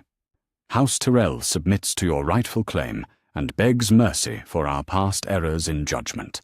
The submission ceremony that follows becomes a model for political reconciliation that serves broader strategic purposes. Willis keeps his inheritance, while his younger brother, Garlan, joins the Dragon Lord's military staff as both advisor and hostage. The Tyrell levies that survived their lord's defeat integrate into Daemon's forces under new banners that blend rose and dragon. Most importantly, the formal surrender eliminates the last organized resistance in the Reach, while demonstrating that competent submission receives generous treatment. Intelligence from King's Landing paints an increasingly desperate picture as Tywin Lannister struggles to coordinate defenses against multiple threats. The Old Lion faces not just the approaching dragon army, but also Stannis Baratheon's planned assault from Blackwater Bay and continuing pressure from Robb Stark in the Riverlands. Each enemy requires different tactical responses, and the aging Lord Paramount finds his legendary competence stretched beyond its limits. Ravens carry disturbing news of Tywin's preparations for siege warfare that include positioning wildfire caches throughout King's Landing's lower districts. The desperate measure reflects growing panic within the Lannister regime, as traditional military solutions prove inadequate against dragons backed by overwhelming numerical superiority. Varys' agents report frantic efforts to negotiate foreign alliances that might provide relief from the approaching catastrophe. But perhaps the most significant intelligence concerns the Iron Fleet's unexpected approach from the western seas. Euron Greyjoy, the Crow's Eye, has emerged from years of exile with a fleet of longships and exotic treasures that speak of adventures beyond the sunset. Unlike his brother Balon's futile rebellion, Euron seeks alliance with the obvious winner rather than hopeless resistance against superior force. The meeting between Dragon Lord and Kraken King takes place on the deck of Euron's flagship as both fleets anchor off the Arbor's golden shores. The Crow's Eye cuts a striking figure with his blue lips and eye patch, but his reputation for madness conceals a cunning intelligence that recognizes opportunity when dragons return to Westeros. His offer brings more than ships to Daemon's cause. "Would I have sailed beyond the sunset and seen wonders that would drive lesser men mad," Euron declares, as he presents gifts that include ancient treasures and captured masters. "But I have never seen anything to match the return of dragons to their rightful kingdom." The alliance adds naval supremacy to Daemon's already overwhelming advantages, while providing experienced raiders familiar with Westerosi coastlines. Euron's fleet secures the sea approaches to King's Landing, while transporting additional troops from Essos as reinforcements arrive through Iron Bank connections. The combination of land and sea power creates strategic encirclement that makes meaningful resistance increasingly impossible. The siege of Old Town becomes a demonstration of combined arms effectiveness as dragons, ships, and ground forces coordinate in complex operations that showcase tactical innovation. But the siege ends before it truly begins, when Lord Hightower opens the gates and formally surrenders the city to avoid destruction. The Citadel's Meisters emerge in procession to acknowledge the Dragon Lord's authority over the realm's center of learning and knowledge. Daemon's treatment of Old Town establishes precedents that will govern his approach to other major cities. The port remains operational under new management that favors Targaryen trade connections. The Citadel continues its scholarly work under supervision that ensures loyalty while preserving valuable knowledge. Most importantly, the population experiences minimal disruption as occupation focuses on control rather than punishment. The psychological impact of Old Town's peaceful surrender ripples across the remaining kingdom, as news spreads that even ancient strongholds yield to dragon authority. Lords who might have considered resistance begin calculating whether accommodation offers better prospects than destruction. The growing legend of the Dragon King, who shows mercy to those who yield while destroying those who resist, creates powerful incentives for submission over defiance. Intelligence networks report increasing panic in King's Landing as the reality of approaching conquest penetrates even the deepest denial. King Joffrey rages at courtiers while demanding miraculous solutions that no one can provide. Queen Cersei drinks more wine while plotting increasingly desperate schemes. Lord Tywin sends envoys seeking terms even as he prepares for siege warfare that might destroy the very capital he seeks to defend. The march north from Old Town takes on triumphant character as city after city opens its gates without siege. Daemon's forces grow larger with each submission as former enemies provide troops and supplies for the final advance on King's Landing.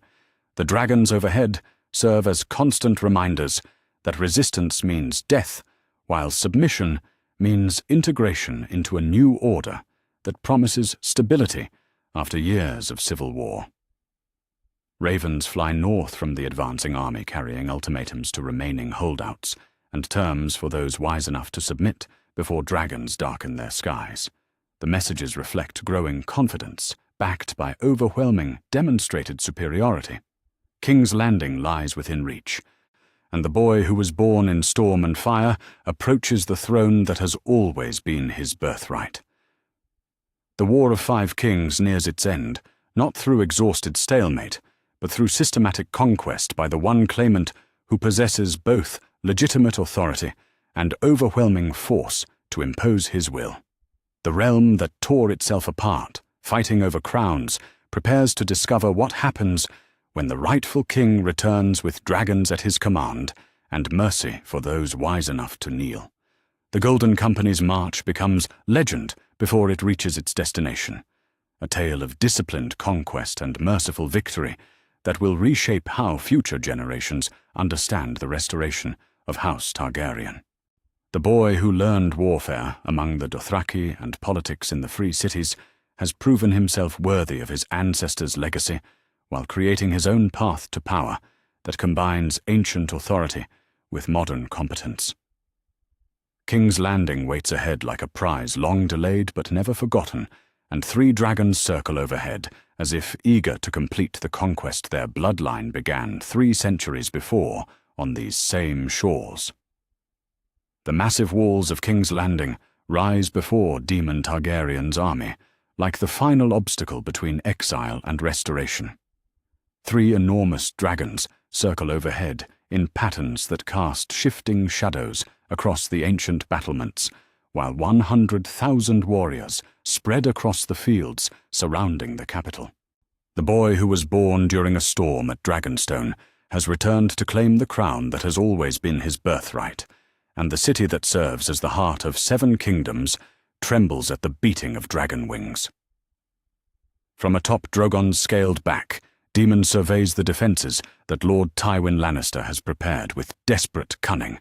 The old lion has turned the capital into a fortress designed for prolonged siege, with ballista positioned on every tower and chains stretched across the harbour to prevent naval assault. But no amount of conventional preparation can address the fundamental reality of dragons in the hands of a competent military commander who understands both their capabilities and limitations. Below on the field, Ser Jorah Mormont coordinates the final preparations for assault through a combination of signals and dragon-carried messages. The Golden Company forms the centre of the siege line, while Dothraki cavalry controls the approaches to prevent escape or reinforcement. Euron Greyjoy's Iron Fleet blockades Blackwater Bay, while Dornish spears secure the southern routes. The encirclement is complete, transforming King's Landing into a trap for those who chose resistance over submission. Intelligence from Varys' network inside the city paints a disturbing picture of Tywin's final preparations. The Spider's little birds report frantic activity around the Great Sept of Baelor and the Dragon Pit ruins, with teams of workers placing mysterious ceramic containers in hidden chambers throughout the lower districts. The pattern suggests something far more dangerous than conventional defensive measures. Daemon circles lower on Drogon to investigate the suspicious activity with his own eyes.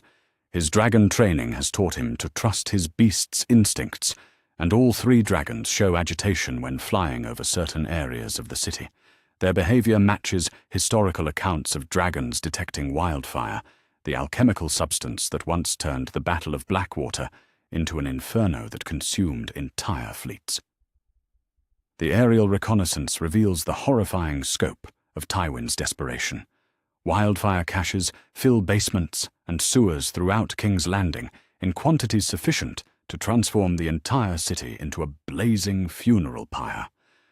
The old lion has prepared to destroy the capital rather than surrender it intact, a gambling that the threat of mass civilian casualties will force negotiation rather than assault. But the strategy reveals a fundamental misunderstanding of the opponent he faces. Daemon has studied the histories of great conquerors and learned from their mistakes as well as their successes. He understands that ruling requires population as much as territory, making the preservation of King's Landing essential for effective governance. The wildfire caches represent obstacles to be eliminated rather than deterrents to be feared. The precision strikes begin at dawn as dragons descend from clear skies to target specific locations identified through careful reconnaissance. Drogon leads the assault with surgical accuracy that reflects months of training in urban warfare techniques adapted from siege operations in Slaver's Bay. Each blast of dragonfire eliminates wildfire caches while avoiding civilian areas, transforming potential disaster into demonstration of controlled power. Viserion and Rhaegal coordinate the attack with clockwork efficiency, their flights timed to maximize psychological impact while minimizing collateral damage. The sight of dragons breathing fire into the city while sparing innocent districts sends a clear message to defenders and civilians alike. Resistance means destruction, but submission promises protection under competent leadership. The systematic elimination of wildfire caches removes Tywin's final strategic option, while demonstrating the futility of conventional defenses against dragon-led assault. Each cache destroyed weakens the defender's morale while strengthening Daemon's reputation for both power and mercy. The psychological warfare proves as effective as actual combat in breaking enemy resistance. King Joffrey watches the dragon assault from the safety of the Red Keep's highest tower, his young face cycling through emotions too complex for his limited understanding. The boy king has spent his brief reign issuing commands that others obeyed through fear or necessity, but dragons respond only to their true master. For the first time in his life, Joffrey faces power he cannot control through cruelty or caprice. Queen Cersei stands beside her son, with wine-stained lips and eyes that burn with hatred for the dragons that herald her family's downfall. The Lannister queen has built her identity around the belief that clever manipulation could triumph over any threat. But dragonfire consumes schemes as easily as it melts gold. Her desperate whispers about hidden escape routes and secret allies reveal the depth of panic that grips the regime's inner circle. Lord Tywin receives reports of wildfire cache destruction with the grim composure of a commander who recognizes inevitable defeat. The old lion has never lost a campaign, but he understands mathematics well enough to calculate the odds against 3 adult dragons, backed by overwhelming numerical superiority. His final orders focus on preserving what can be saved, rather than continuing hopeless resistance. The surrender comes at midday, when white banners appear on the Red Keep's towers, and the great gates of King's Landing swing open without further fighting. Tywin Lannister emerges in full ceremonial armor to formally yield the city to its rightful king, his weathered face showing resignation rather than defiance. Even lions must acknowledge when dragons reclaim their dominion. Daemon lands Drogon in the courtyard of the Red Keep with theatrical precision that demonstrates mastery over his mount while sending unmistakable messages about who rules whom. The young dragon lord dismounts with fluid grace that speaks of countless hours practicing such moments, his violet eyes surveying the assembled court with calculation that measures each person's potential value or threat. The formal surrender ceremony takes place in the throne room, where the Iron Throne has presided over 3 centuries of Targaryen rule and usurper occupation. But the ancient seat of power appears different when viewed by someone who understands both its symbolic importance and practical limitations. Or Daemon approaches the twisted metal construction with the measured steps of a conqueror who has already decided its fate.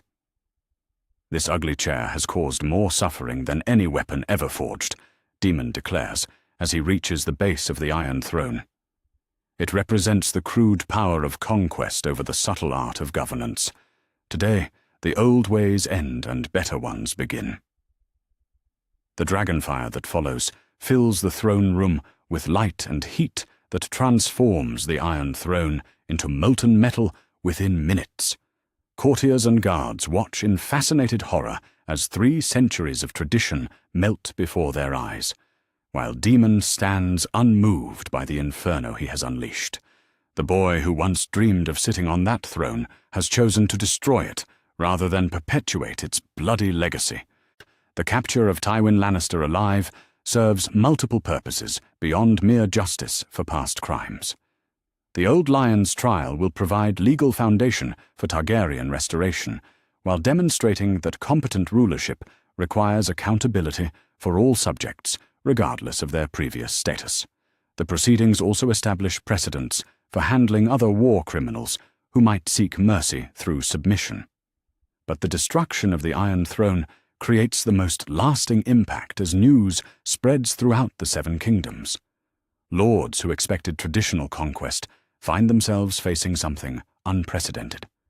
A new king who rejects the symbols of old authority while forging fresh sources of legitimacy. The melted throne becomes proof that Daemon Targaryen represents change rather than mere restoration. The psychological impact reverberates beyond King's Landing as ravens carry word of the throne's destruction to every corner of the realm. Some lords interpret the gesture as madness, while others recognize the sophisticated political calculation behind rejecting tainted symbols in favor of earned authority. The debate itself serves Daemon's purposes by forcing every observer to consider what legitimate rulership truly means. Craftsmen begin work immediately on designing a new seat of power that reflects modern understanding of governance rather than ancient celebrations of conquest. The new throne will incorporate elements that honor the past while embracing innovation, creating a symbol that inspires rather than intimidates. Dragons will feature prominently, but as protectors of peace rather than instruments of oppression. As night falls over the conquered capital, Daemon stands on the battlements of the Red Keep and watches dragons circle overhead like living crowns against the star-filled sky. The boy who was born in storm and fire has proven himself worthy of his bloodline while transcending its limitations. King's Landing belongs to House Targaryen once again, but it serves a king who understands that true power comes from competence rather than birthright. The War of 5 Kings has ended, not with exhausted stalemate, but with decisive victory achieved through overwhelming force wielded with surgical precision.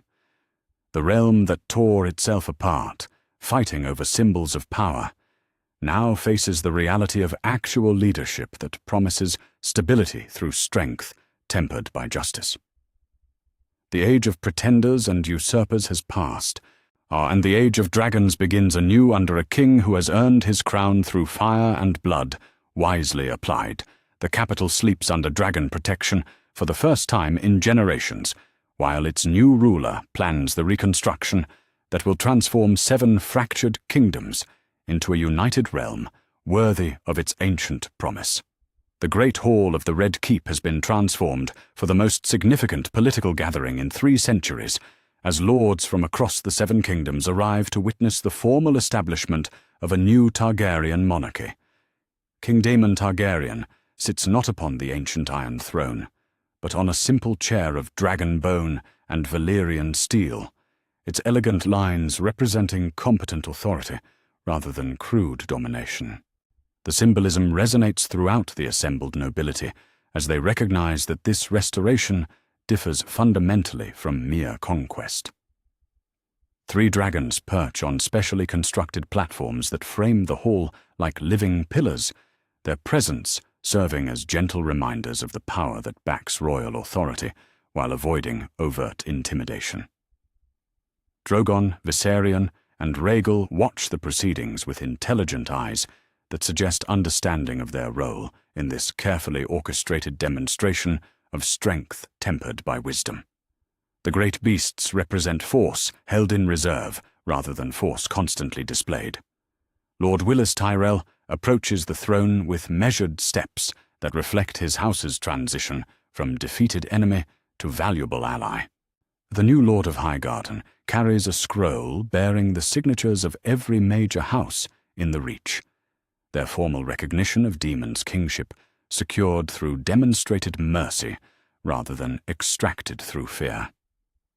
His oath of fealty becomes the template for similar ceremonies that will bind the realm together under renewed Targaryen rule.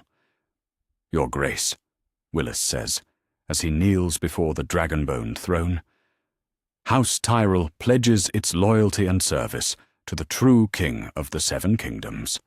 May your reign bring the peace that war has denied us." The response reveals Daemon's sophisticated understanding of political reconciliation as he raises the former enemy to his feet and speaks words that carry beyond the immediate ceremony. The young king acknowledges past conflicts while emphasizing future cooperation, to creating space for genuine loyalty to develop rather than mere submission to superior force. Each gesture reinforces the message that competent rulership rewards merit over bloodline while honoring legitimate grievances. Prince Oberyn Martell stands among the Dornish delegation with satisfaction burning in his dark eyes as he witnesses justice finally arriving for crimes committed during Robert's rebellion. The Red Viper has waited 2 decades for this moment, and the systematic trials that follow Daemon's coronation promise accountability for atrocities that previous regimes ignored or celebrated. The Mountain's execution will serve as both personal vengeance and public demonstration that royal justice applies equally to all subjects. The trial of Sir Gregor Clegane takes place in the throne room before an audience that includes victims' families and foreign observers who carry news of Targaryen justice throughout the known world. The Mountain's crimes receive detailed documentation through witness testimony and evidence that Varys' network has preserved for years. When the guilty verdict comes, it surprises no one present, but the method of execution reinforces important messages about proportional punishment. Dragonfire consumes the Mountain in moments that seem both eternal and instantaneous, his screams echoing through the hall before, cutting off with finality that speaks louder than any royal proclamation. The execution serves multiple purposes: justice for House Martell, demonstration of royal power, and warning to other potential war criminals who might test the new regime's resolve. Most importantly, it establishes precedent for accountability that will govern future legal proceedings. The reformation of King's Landing's government proceeds with systematic efficiency as Daemon implements administrative changes designed to prevent the corruption and incompetence that characterized previous regimes. Merit-based appointments replace hereditary positions wherever possible, while oversight mechanisms ensure that royal authority serves the realm rather than personal enrichment. The Iron Bank's representatives observe these changes with satisfaction, as fiscal responsibility becomes governmental policy rather than occasional accident. Sir Jorah Mormont receives formal appointment as Hand of the King, his proven competence and absolute loyalty making him the obvious choice for the realm's second highest office. The former exile has earned his position through years of faithful service rather than family connections or political maneuvering, establishing a pattern that will govern future appointments.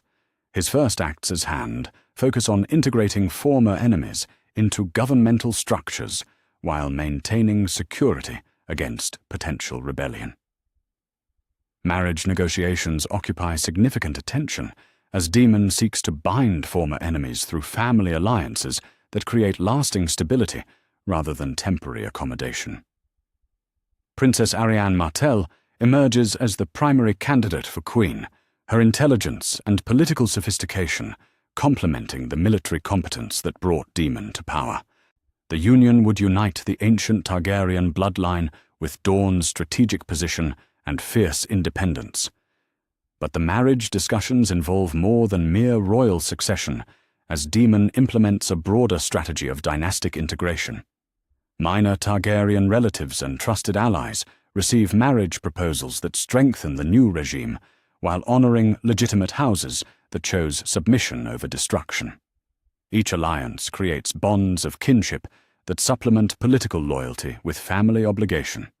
The establishment of dragon riders among trusted allies represents perhaps the most significant innovation in Targaryen governance since the original conquest.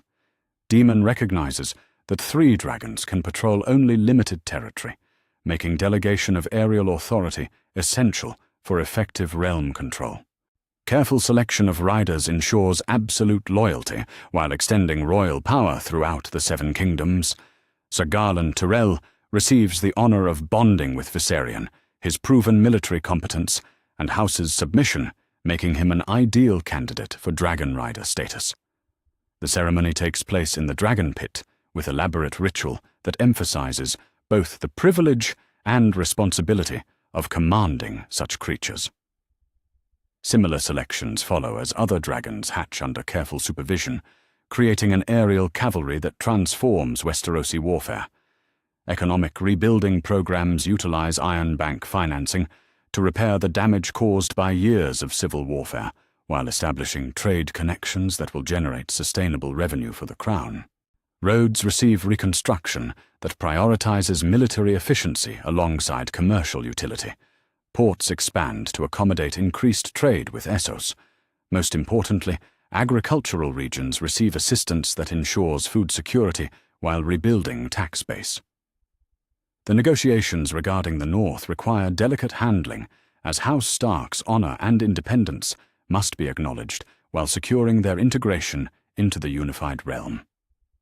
Lord Bran Stark, now of age and ruling Winterfell following his father's execution, receives guarantees of northern autonomy in exchange for formal recognition of Targaryen authority.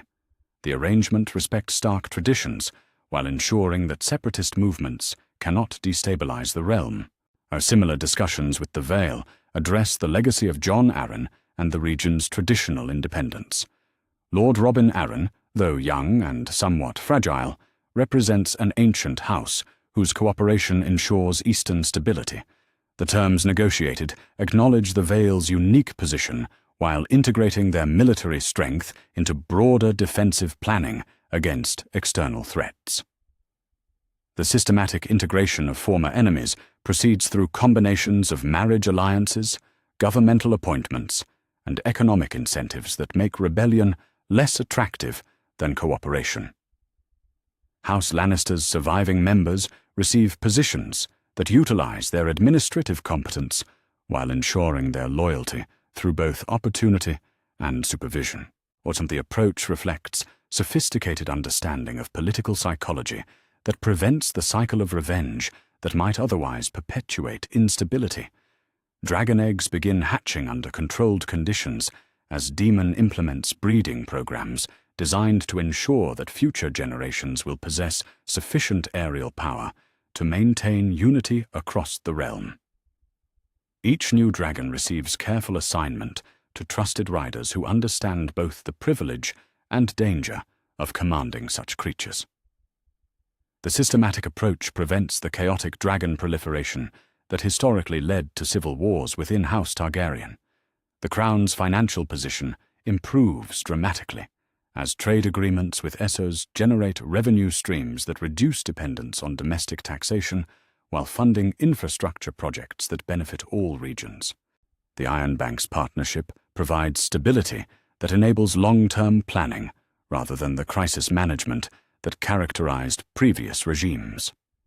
Economic prosperity becomes the foundation of political stability as merchants and artisans prosper under competent governance.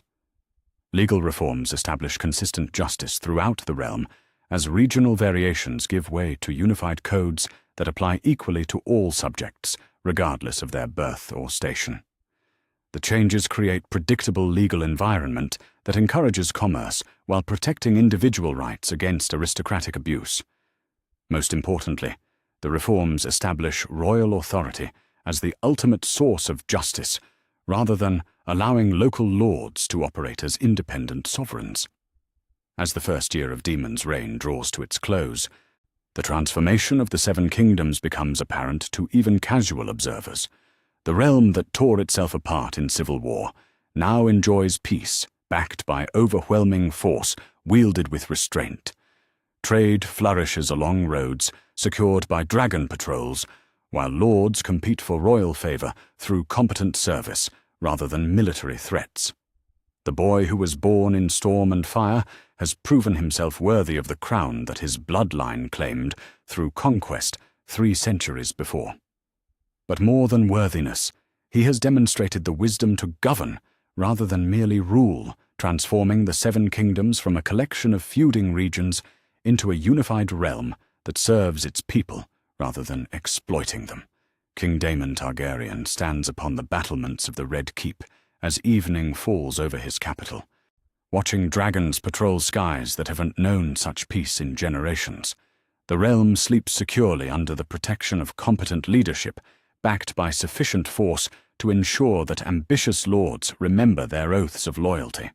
The Age of Dragons has returned, but it serves justice rather than mere power, creating a foundation for prosperity that will endure long after the current generation passes into history.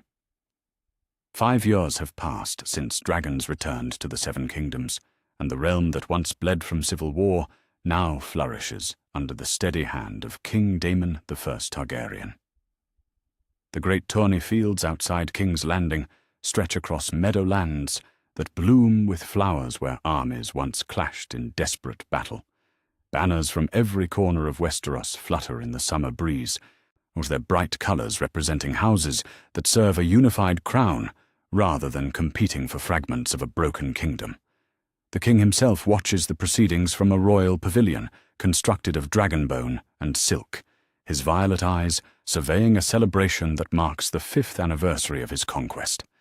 At 22 years old, Daemon has grown into the crown that once seemed too large for any man to wear, his presence commanding respect through demonstrated competence rather than inherited authority.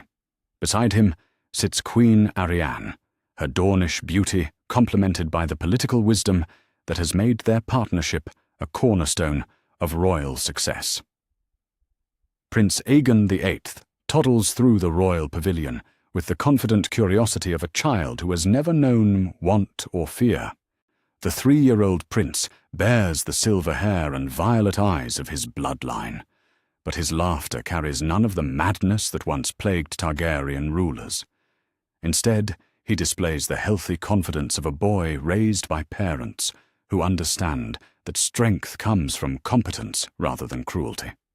The dynasty's future runs on stubby legs through silk-hung chambers, while dragons circle overhead like protective guardians. Lord Willis Tyrell approaches the royal pavilion with measured steps that reflect his house's transformation from defeated enemy to trusted ally. The Lord of Highgarden carries reports of harvest yields that exceed all previous records, the Reach's legendary fertility enhanced by trade connections that bring new crops from across the narrow sea. His sworn sword, Sir Garlan, follows close behind, with Viserion scales gleaming on his ceremonial armor, the dragon rider having earned his position through loyalty proven in peace as well as war. "Your Grace," Willis says, as he presents scrolls bearing seals from across the realm. The harvest reports confirm what our eyes already tell us. The 7 kingdoms have never known such prosperity. The truth of his words echoes throughout the tourney grounds, where merchants from Braavos compete with craftsmen from Old Town for the attention of lords who possess gold to spend rather than debts to service. The economic transformation reflects careful policies that encourage trade while maintaining domestic production, creating wealth that flows to every level of society rather than concentrating in noble coffers. Even small folk wear clothes dyed with colors that once marked nobility, their prosperity a testament to governance that serves subjects rather than exploiting them. Sir Jorah Mormont stands near the king's right hand, his weathered face showing satisfaction as he observes the celebration of achievements that seemed impossible during the dark days of civil war. The hand of the king has aged gracefully into his role, his administrative competence providing the steady foundation that allows royal vision to transform into practical reality. The bureaucracy he has built operates with efficiency that would earn respect even in the free cities, where government means business rather than noble privilege. In the distance, the great dragons perch on specially constructed roosts that allow them to observe the festivities without causing panic among horses or spectators. Drogon, now massive beyond the dreams of ancient dragon lords, surveys the scene with intelligence that suggests understanding of his role as protector rather than destroyer. His presence alone eliminates any possibility of the regional conflicts that once plagued Westeros, while his obvious contentment demonstrates that peace serves dragons as well as men. The economic miracle that has transformed the realm reflects systematic policies rather than fortunate accident. Trade agreements with Essos provide markets for Westerosi goods, while importing luxury items that enhance domestic prosperity. The Iron Bank's investment in infrastructure has created roads and ports that facilitate commerce throughout the 7 kingdoms. Most importantly, the security that dragons provide allows merchants to travel freely without fear of bandits or regional wars that might disrupt profitable enterprise. Princess Myrcella Baratheon, now bearing the name Targaryen through marriage to a distant cousin, exemplifies the integration of former enemies into the new nobility structure. The former Lannister princess has found happiness and purpose in her new role as patroness of the arts, using royal resources to establish schools and libraries that spread literacy throughout the realm. Her transformation from political pawn to influential noble demonstrates how competent governance creates opportunities for all subjects to flourish. The tournament itself showcases the realm's renewed vitality as knights from every region compete in events that celebrate skill rather than settle political disputes. Dornish sand steeds race against northern destriers, while reach archers test their accuracy against Vale crossbowmen. The competitions foster friendly rivalry that strengthens bonds between regions rather than creating divisions that ambitious lords might exploit for personal advantage. Lord Edmure Tully raises his cup in salute to the royal pavilion, the gesture representing the Riverland's recovery from the devastation that once made his domains a byword for suffering. The war-torn region now serves as the realm's crossroads for trade and communication, its strategic position enhanced by roads that connect every major city under royal protection. While fish swim in rivers cleared of corpses, while farmers plant fields that yield grain instead of growing weeds around abandoned villages. The institutional innovations that blend Essosi democracy with Westerosi feudalism have created a governmental structure that adapts to changing circumstances rather than clinging to ancient precedents. Regional assemblies provide voices for merchant classes and prosperous farmers, while maintaining respect for traditional, noble authority. The balance prevents the social upheavals that might arise from rapid change, while ensuring that competent leadership receives recognition, regardless of birth circumstances. Queen Arianne rises from her chair to address the assembled crowd, her clear voice carrying across the tournament grounds with authority that commands attention without demanding submission. Or the Dornish queen has become beloved throughout the realm for her combination of beauty, intelligence, and genuine concern for subject welfare.